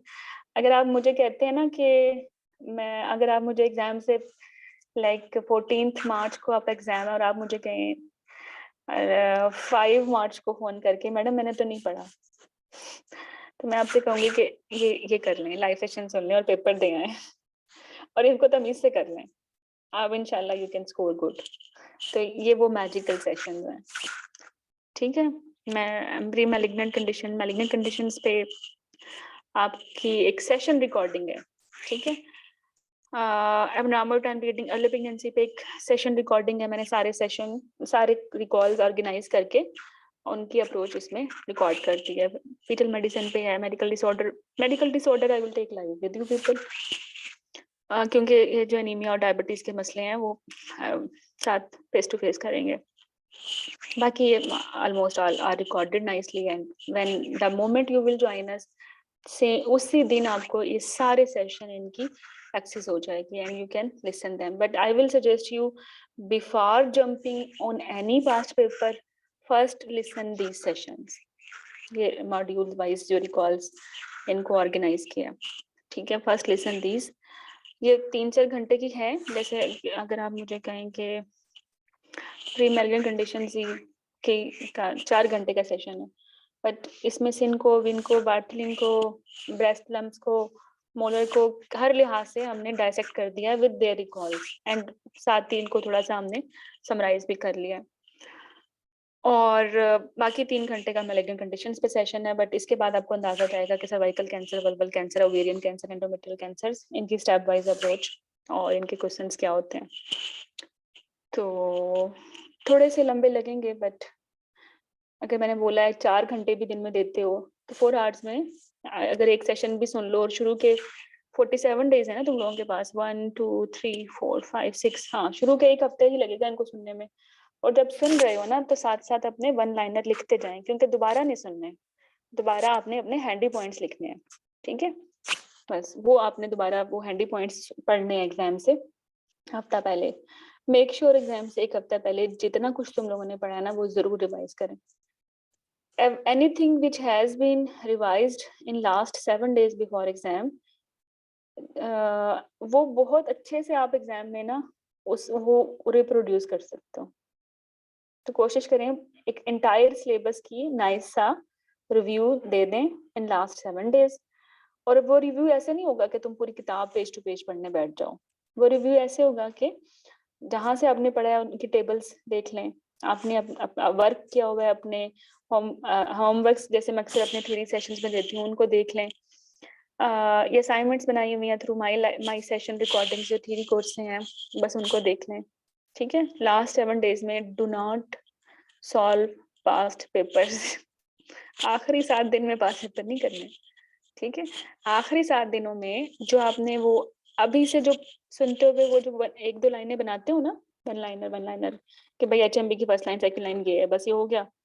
इनफर्टिलिटी आ गया, PCO आ गया first line, CC second line क्या आता है उसका, गोनाडोट्रोफिन्स या LOD थर्ड लाइन, IVF हो गया, ठीक है। बस वो इस तरह के छोटे छोटे पॉइंट्स बना दें, ओके। हाँ, कॉन्ट्रासेप्शन के 1 लाइनर आराम से बन जाएंगे।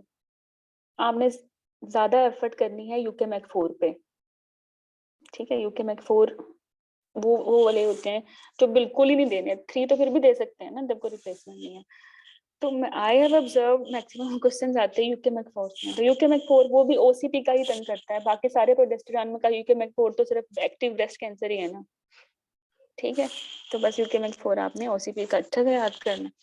और इमरजेंसी जैसे कॉन्ट्रासेप्शन है, 3 दिन के बाद, 3 दिन में आ गई है तो क्या देना है, 5 दिन में आई है तो फिर क्या देना है, ओवुलेशन के बाद आई है तो फिर क्या देना है, एक ही साइकिल में 2 उपसी हो गए हैं तो फिर क्या देना है, मोटी है तो फिर क्या देना है, एंजाइम इंड्यूसर खा रही है तो फिर क्या देना है, ठीक है। ये आपके बज़वर्ड्स होंगे। और पूरा कॉन्ट्रासेप्शन भी अगर आप इस तरह से करो ना तो 1 पेज पे आ जाएगा। और ये 1 पेज तो रिवाइज करना है उन 7 दिनों में एग्जाम से पहले, तो हो गया पूरा कॉन्ट्रासेप्शन रिवाइज। लेकिन ये एफर्ट अब करोगे तो फिर वो 7 दिन अच्छे गुजरेंगे। यूं करें वैसे ना छोटे छोटे ना फ्लैश कार्ड्स बना लें। ऐसे आई नो तुम लोगों के लिए वर्क करता ही नहीं करता। जब मैं एग्जाम के वो जो हमारी प्रेप्स होती थी ना, वो जो MBBS में नहीं होते थे 40 डेज की छुट्टियां मिलती थी, वो लाइक पूरे 7 दिन में पूरी हमने करनी है, एनाटॉमी करनी है या सर्जरी करनी है। तो जो प्लेन A4 साइज पेज होता है उसके 4 हिस्से कर लें, ठीक है। और हर पेज पे ना एक टॉपिक हो, लाइक एक पेज ले लिया छोटा सा 4A साइज का भी 4 पीस कर लो, और वो 4 पेजेस अब नए बन गए ना, तो हर पेज पे क्या करना है, लाइक इनफर्टिलिटी है तो PCO की स्टेप वाइज अप्रोच एक पेज पे, ठीक है। दूसरे पे एंडोमेट्रियोसिस की स्टेप वाइज अप्रोच, 1-2 में कुछ भी नहीं करना, एक्सपेक्टेंट है, एडिगलाइजेस करनी है, 3-4 में IVF है बस, ठीक है। तो इस तरह करके अब इनफर्टिलिटी में कितने आपके कार्ड्स बन जाएंगे? पीसीओ का एक बन जाएगा, उसकी स्टेबल अप्रोच, एक एंडोमेट्रियोसिस का बन जाएगा, ट्यूबल फैक्टर का बन जाएगा, उसमें तो वैसे भी आईवीएफ करना है। सम टाइम फिल्मी एडिगन्स होती हैं और आईवीएफ ना हो तो yes we can repair them, कर सकते हैं, but at the cost of the topic. लेकिन देखें फिर भी तो एक्सप्लेन की में तो आ सकता है ना, तो लिखिएगा जरूर। और या फिर मेल इनफर्टिलिटी है, ठीक है, काउंट कम है तो एफएसएच कराना है, या it will decide FSH low normal या ज्यादा, उसमें क्या है, उसके 3 एरो बना के लिख लें। कम है तो हाइपो है, ज्यादा है तो हाइपर है, इसमें केरोटाइपिंग होगी, नॉर्मल है तो फिर ऑब्स्ट्रक्शन। ठीक है, ये एरोस बना के पूरा मेल इनफर्टिलिटी एक पेज पे आपका आ जाएगा। और यूजुअली आपको ओलिगोस्पर्मिया ही तो देते हैं, ठीक है, तो ओलिगोस्पर्मिया आ गया तो काउंट कम हो गया, काउंट कम हो गया तो नेक्स्ट एफएसएच ही आएगा ना, और उसके बाद आपकी जिंदगी आसान है, नेक्स्ट उसके बाद कहाँ जाना है, तो ये एरोस बना लें। वैसे ये एरोस लास्ट के डेज में काम करते हैं, ठीक है, या फिर यू कैन मेक टेबल्स, लेकिन स्ट्रेट मत लिखें, वो जो पैराग्राफ्स होते हैं, नो नो नो, वो तो समझ नहीं आते आपको। आपके अपने कलर कोडिंग कर लें कि ये जो मैंने रेड से लिखा है ना, ये मैं फ्रिक्वेंटली भूलती हूँ, ये तो मैंने पढ़ना ही है इन 7 डेज में, it will save your time and life, ठीक है। या फिर आपको लगता है ये रिकॉल है तो उसको ग्रीन से लिख लें या ग्रीन हाइलाइटर कर दें उससे। तो अगर ये 47 डेज अच्छे से इस्तेमाल करते हो ना, मैक्सिमम तुम लोग स्कोर कर सकते हो एट 14th मार्च, ठीक है। और ये इसको 47 डेज को पूरा मत देखो, एक दिन को देखो। जो काम 24 आवर्स में होता है, आपका हर दिन डिसाइड करता है। छोटे छोटे जो आपके टास्क होते हैं, they decide the big task, ठीक है। Do not waste your single day, एक दिन भी नहीं जाया करें।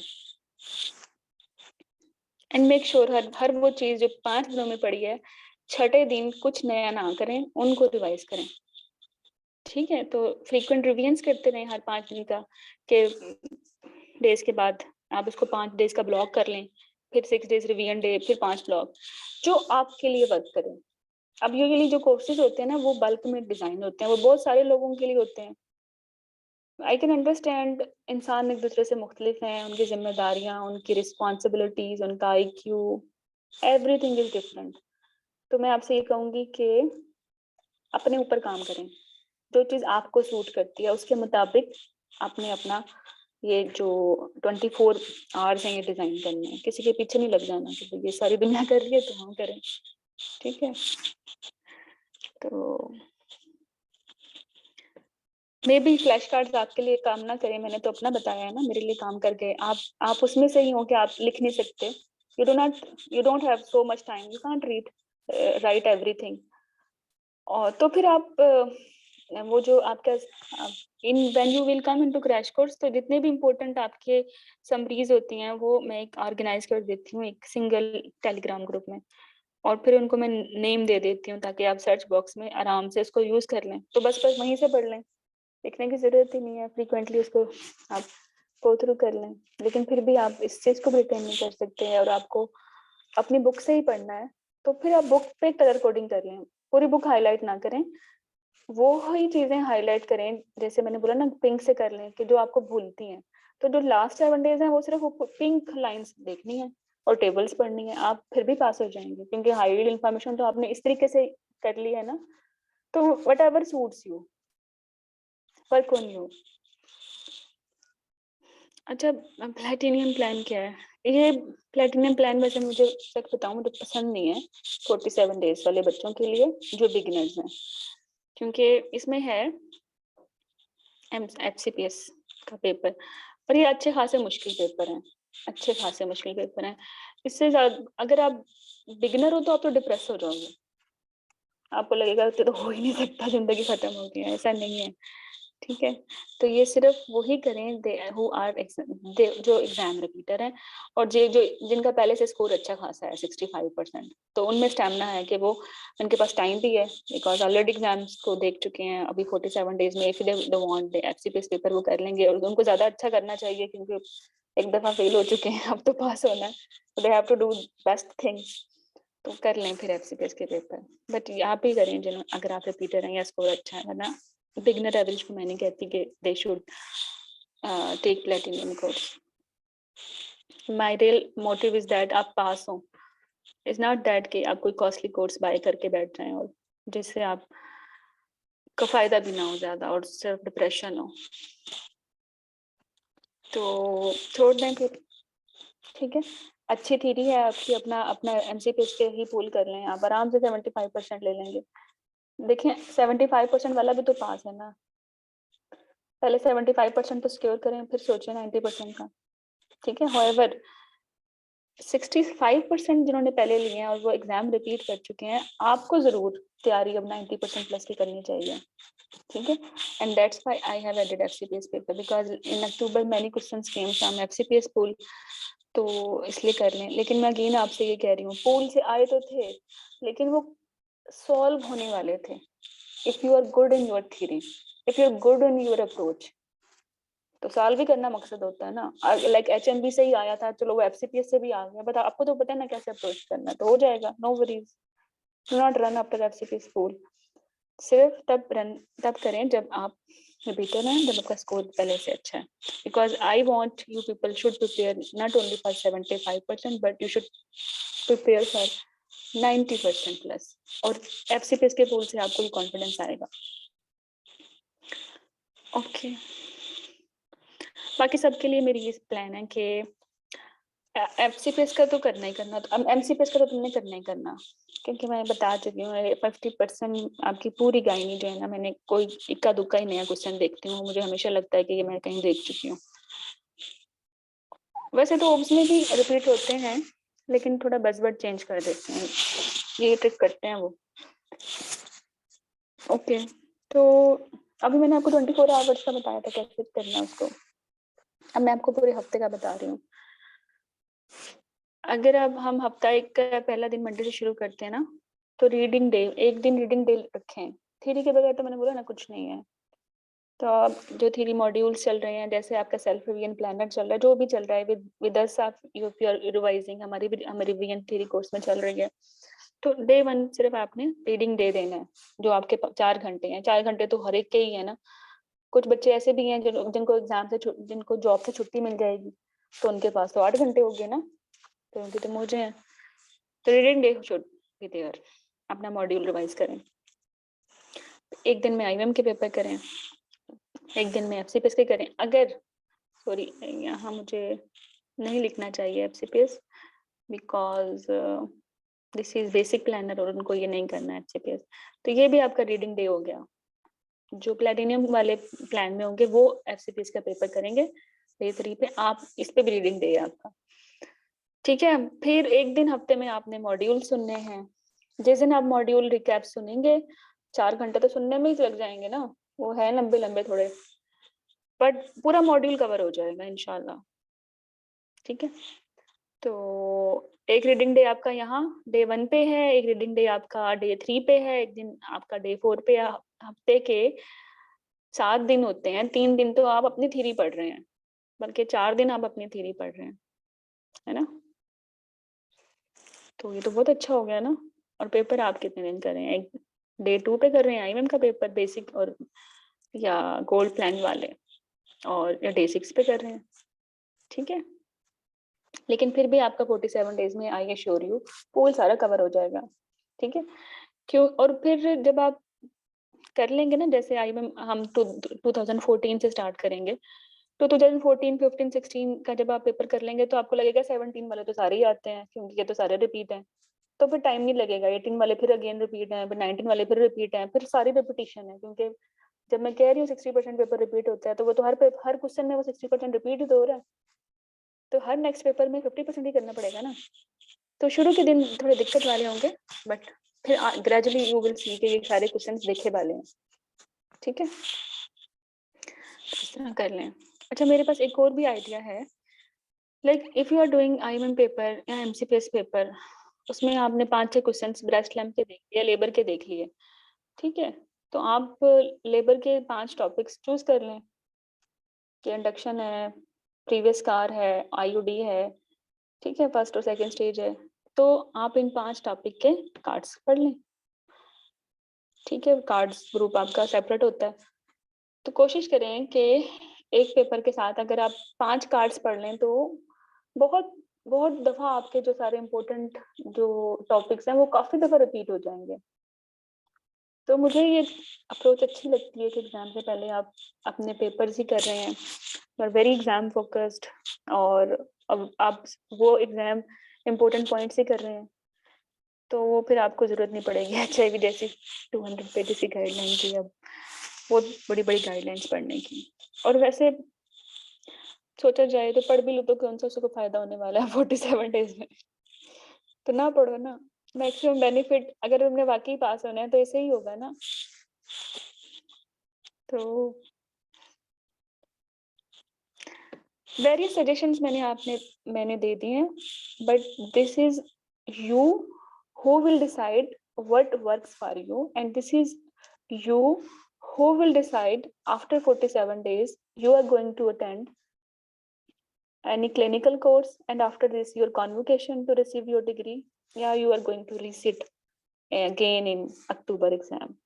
ठीक है, तो मैं हमेशा ये कहती हूँ कि एक दफा आप पेन ले लें, गिव योर बेस्ट, कि बार बार एग्जाम की बैठने की अजियत से निकलें।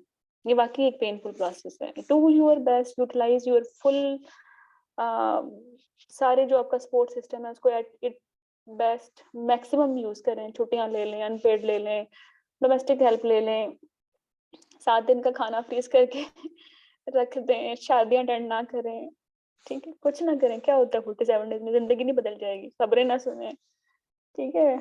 तो बस इस पढ़ लें, फिर उसके बाद यही जिंदगी आप है, सब लोग हैं, तो फिर कुछ सब चीजें चलती रहेंगी।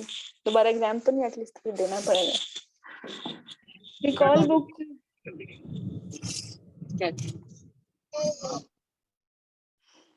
ओके, तो यस, MCPS का information updated till October 2022 paper now available, if you want to have this तो आप ले लें, लेकिन मैं फिर भी ये कहूँगी ना लें।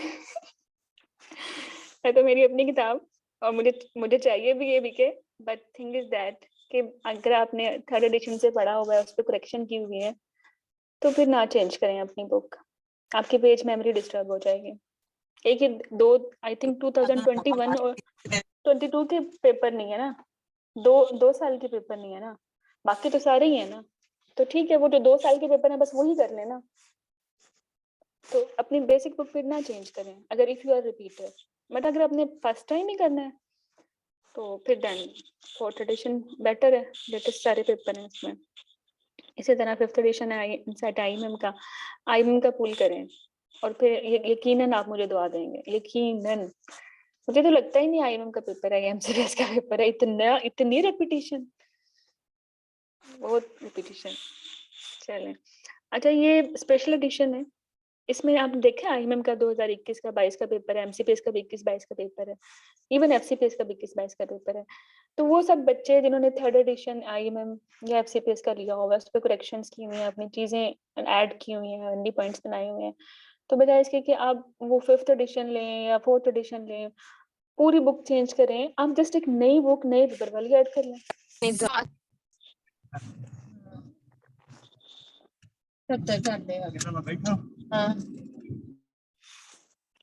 तो ये सारी बुक्स होम डिलीवरी पे अवेलेबल हैं, और जो रिपीटर्स हैं उनको FCPS की बुक लेनी चाहिए, क्योंकि जो वीडियो पे वैसे तो मेरे जो पेपर में डिस्कस करती हूँ वो वीडियो लेक्चर होता है, पेपर भी नजर आ रहा होता है, कुछ से नजर आ रहा होता है, लेकिन जो आप पेपर सुनते हुए वो जो पॉइंट्स लिखते हो वो फिर कहाँ लिखोगे, बुक पे लिख लो तो अच्छा है ना।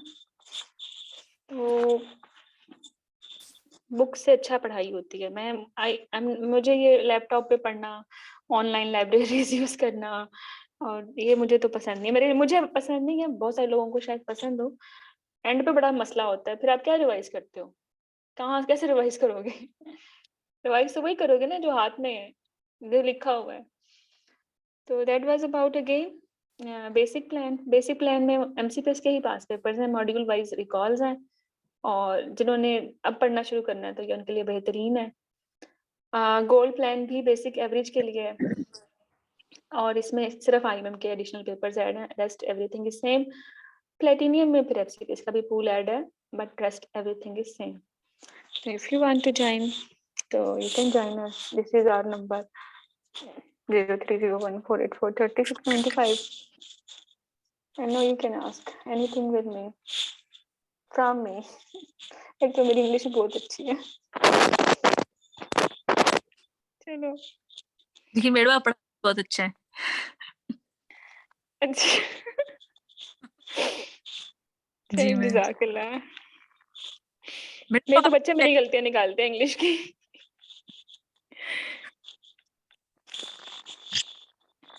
चले. मैडम कितना पढ़ के पास हो जाता है बंदा. यार बिलीव मी, एक्चुअली तुम लोग तो अब एग्जाम दे रही हो ना, तुम्हारे लिए तो एग्जाम नहीं है. मैं रिपीटर हूँ. हर आदमी मेरा मुझसे ज्यादा रिपीटर तो नहीं हो. मैं जी? हर साल अच्छा. मुझसे ज्यादा रिपीटर नहीं हो. मैं हर जी. साल 4 दफा पेपर देती हूँ. हाँ ये जी. सोचो. IIM के लिए पढ़ती हूँ, फिर जी. FCPS वालों को पढ़ाती हूँ, फिर MCPS वालों को पढ़ाती हूँ, और उनके साल में 2 पेपर होते हैं, तो ये 6 हो गए. 6 दफा मुझे पेपर देना पड़ता है. तो मुझे तो लगता है कि ये पेपर आराम से पास हो जाता है, बिलीव मी. और अच्छा. मुझे दुख भी होता है कि ये बातें अब 5 साल के बाद पता चली हैं, जब अपना टाइम था तब नहीं पता चली. लेकिन यार एग्जाम डुएबल है, आप सिर्फ एग्जाम फोकस्ड होके पढ़ें तो ये निकल जी. जाता है. जी मैडम पढ़ते रहे, ऐसा अगले दिन लगता है भूल गया सारा कुछ. तुम लोग ना रायता ना बखेरा करो. मैं भी ऐसे बखेरती थी. जी. ना बखेरो. अब मैंने ऑन्कोलॉजी पढ़नी होती थी ना, मैं तो यार 6 दिन लगा देती थी, और चौथ से पढ़ रही हूँ, हाई रिस्क गाइडलाइन खंगाल खंगाल के. तब मुझे बाद में पता चला यार ये तो एक पेज पे पूरा कैंसर आ रहा था, सारा सिंपल. ये इसका स्ट्रॉन्गेस्ट रिस्क फैक्टर है, ये इसका डायग्नोज इसको ऐसे करना है, मोस्ट कॉमन साइट इसकी ये है, most common site of lung sorry distant mets इसकी ये है, और स्टेज 1 में ये करना है, 2 में ये करना है, 3 में ये करना है, रिकरेंस हो गया तो क्या करना है, और फॉलो अप पे क्या करना है, बस. और हर कैंसर में सेम यही टेबल इस्तेमाल करके उसको फिल इन द ब्लैंक्स कर लें. तो 5 घंटे का काम था, और 5 हफ्ते लगा दिए. और फिर भी एग्जाम में रिप्रोड्यूस नहीं होता. मजे की बात तो ये है, लेकिन इस तरीके से हो सकता है. जी मैम. तो आपने भी ऐसे ही करना है, हो जाएगा इंशाल्लाह. जी मैम इंशाल्लाह. चले, बेस्ट ऑफ लक. बंद करती हूँ फिर सो जाके. Okay. Okay thank you ma'am. Ma'am कब से स्टार्ट होगा? स्टार्ट मेरा तो प्लान ये है कि आप कल से ही ज्वाइन कर लें. मैं आपको एक्सेस दे दूंगी लाइव सेशन की 7 दिन में, तो वो सारे सुन लें. अच्छा, वो सुनने के बाद तुम्हें लगेगा कि पास पेपर करने ही नहीं चाहिए, वो इतने मजे के हैं, मुझे बहुत अच्छा फीडबैक मिला है. तो वो तो तुम आराम से खुद ही कर लोगे, मतलब you will not even bother कि हम इसको सुने भी ना, because we can solve it by our own. तो मैम कौन से शायद मेरे सेशन स्टार्ट करेंगे? अच्छा रिकॉर्ड हाँ रिकॉल का ये देखे ना, जैसे लेट्स सपोज, एक मिनट,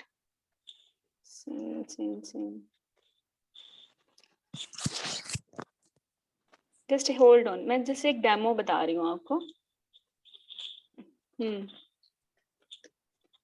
जैसे कल का ही सेशन था ना, इसलिए खुला हुआ है कि लाइक हाँ ये सिन की अप्रोच है. अब सिन सबसे घटिया टॉपिक है, सबसे घटिया टॉपिक, मतलब इससे ज्यादा घटिया टॉपिक मुझे कोई नहीं लगता जितना मुझे सिन लगता है. लेकिन दिस इज ओनली क्वेश्चन, आपने बस ये फिल इन द ब्लैंक्स करनी है. सिन पढ़ने की जरूरत ही नहीं है कि पोस्ट कटर ब्लीडिंग में क्या करना है, डिस्चार्ज के साथ आती है तो क्या करना है, HPV पॉजिटिव है तो क्या करना है, पॉजिटिव है और साइटोलॉजी अब नॉर्मल है तो फिर क्या करना है, पॉजिटिव है बट साइटोलॉजी नॉर्मल है तो क्या करना है, सिन 1 में क्या करना है, अगर वो सिन 2 के साथ आ जाती है तो क्या करना है, 3 के साथ आ जाती है तो क्या करना है, टेस्ट ऑफ क्योर क्या करना है. चले कर ही लेते हैं एक्टिविटी. जस्ट एक मिनट, तुम लोगों को मैंने अभी ऑन्कोलॉजी पढ़ाया ना, थ्योरी वालों को पढ़ाया है ना, जी. किया है ना ये. चलो बताओ मुझे, patient with PCV and vaginal discharge, what we should do. First speculum. हाँ एक्सीलेंट, बस आता है. स्पेकुलम पे डिस्चार्ज देख लिया, तसल्ली हो गई, फिर क्या करना है, what is the DD, diagnosis क्या है, सर्विसाइटिस. PID cervicitis. तो इसमें क्या करना है, स्वैब लेना है ना, और एंटीबायोटिक्स देनी है, दैट्स ऑल, जान छुट्टी.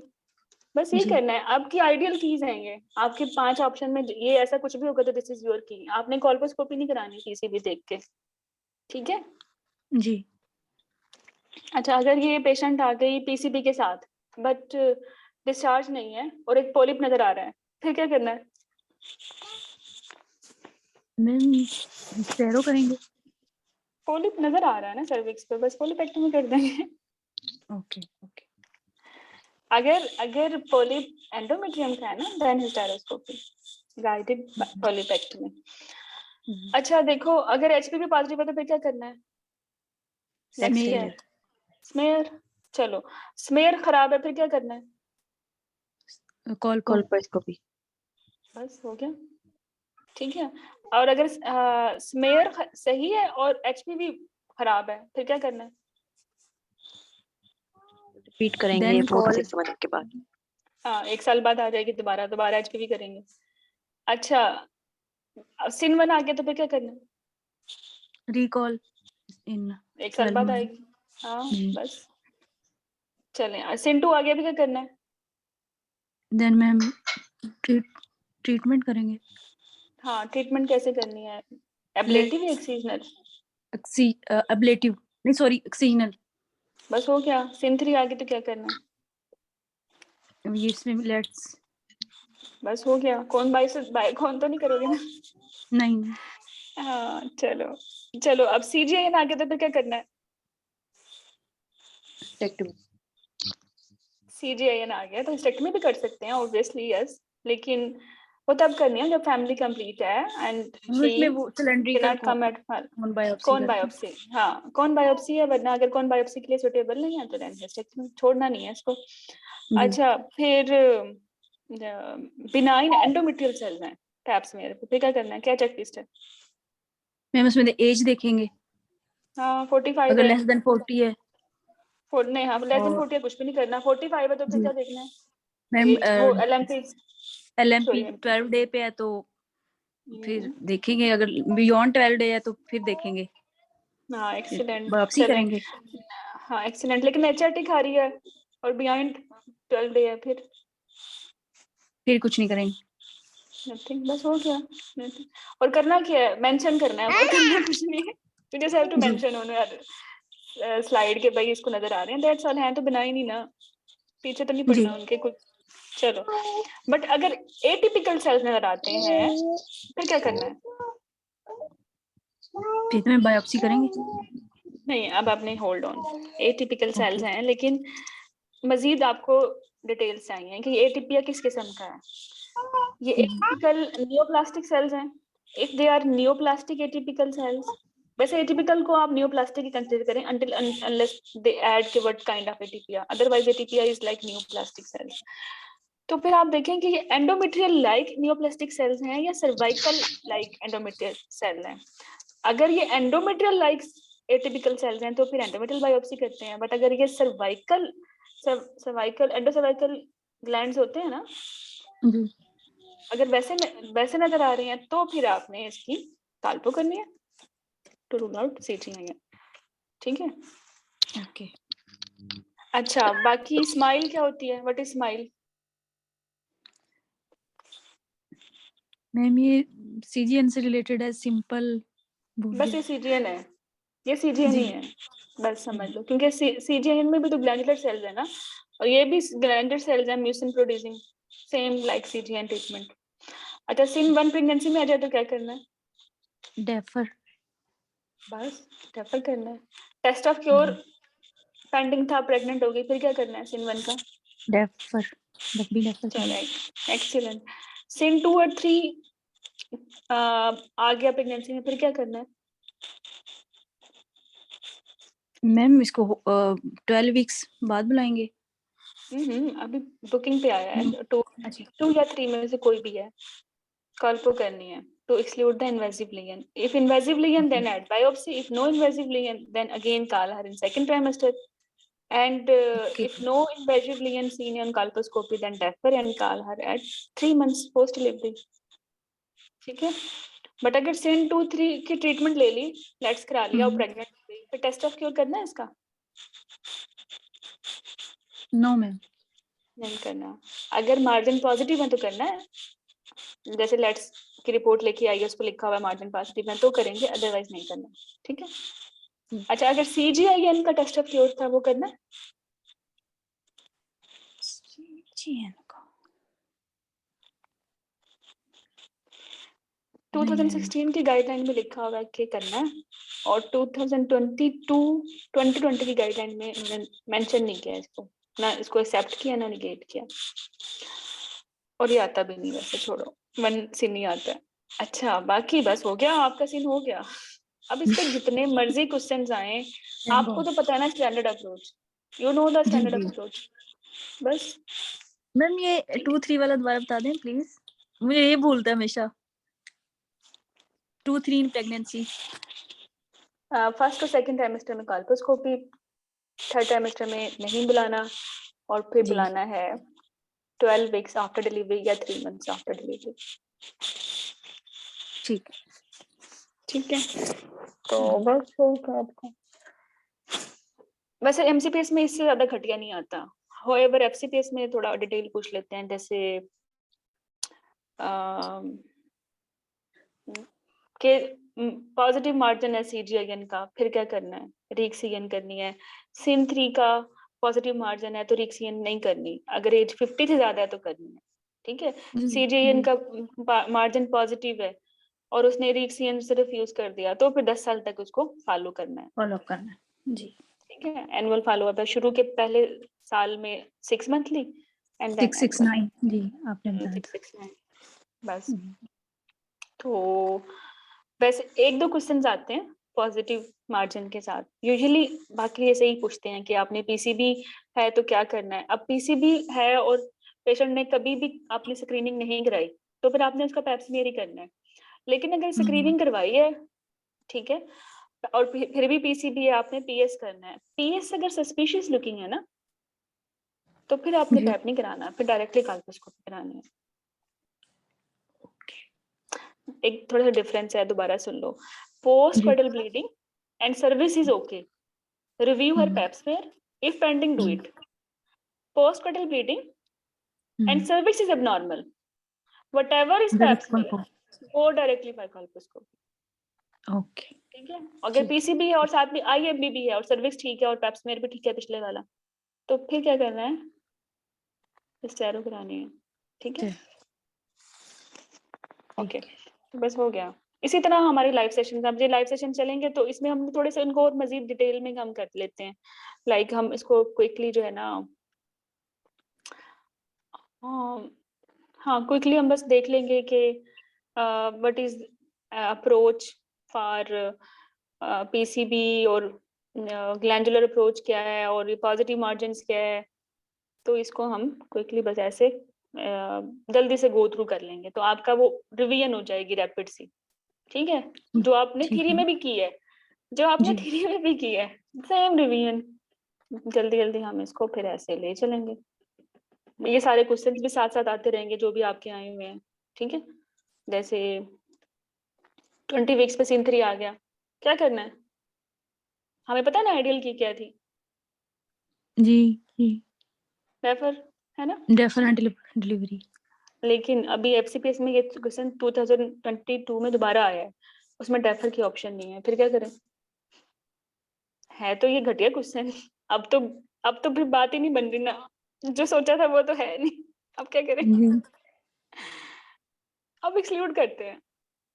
अब जी। प्रेग्नेंट है, प्रेगनेंसी जी। में बायोप्सी करनी है SIN3 की, इन्वेजिव तो नहीं है ना, SIN3 है तो इन्वेजिव में नो। करते हैं बायोप्सी तो आउट हो गया, टर्मिनेशन करनी चाहिए, आउट हो गया।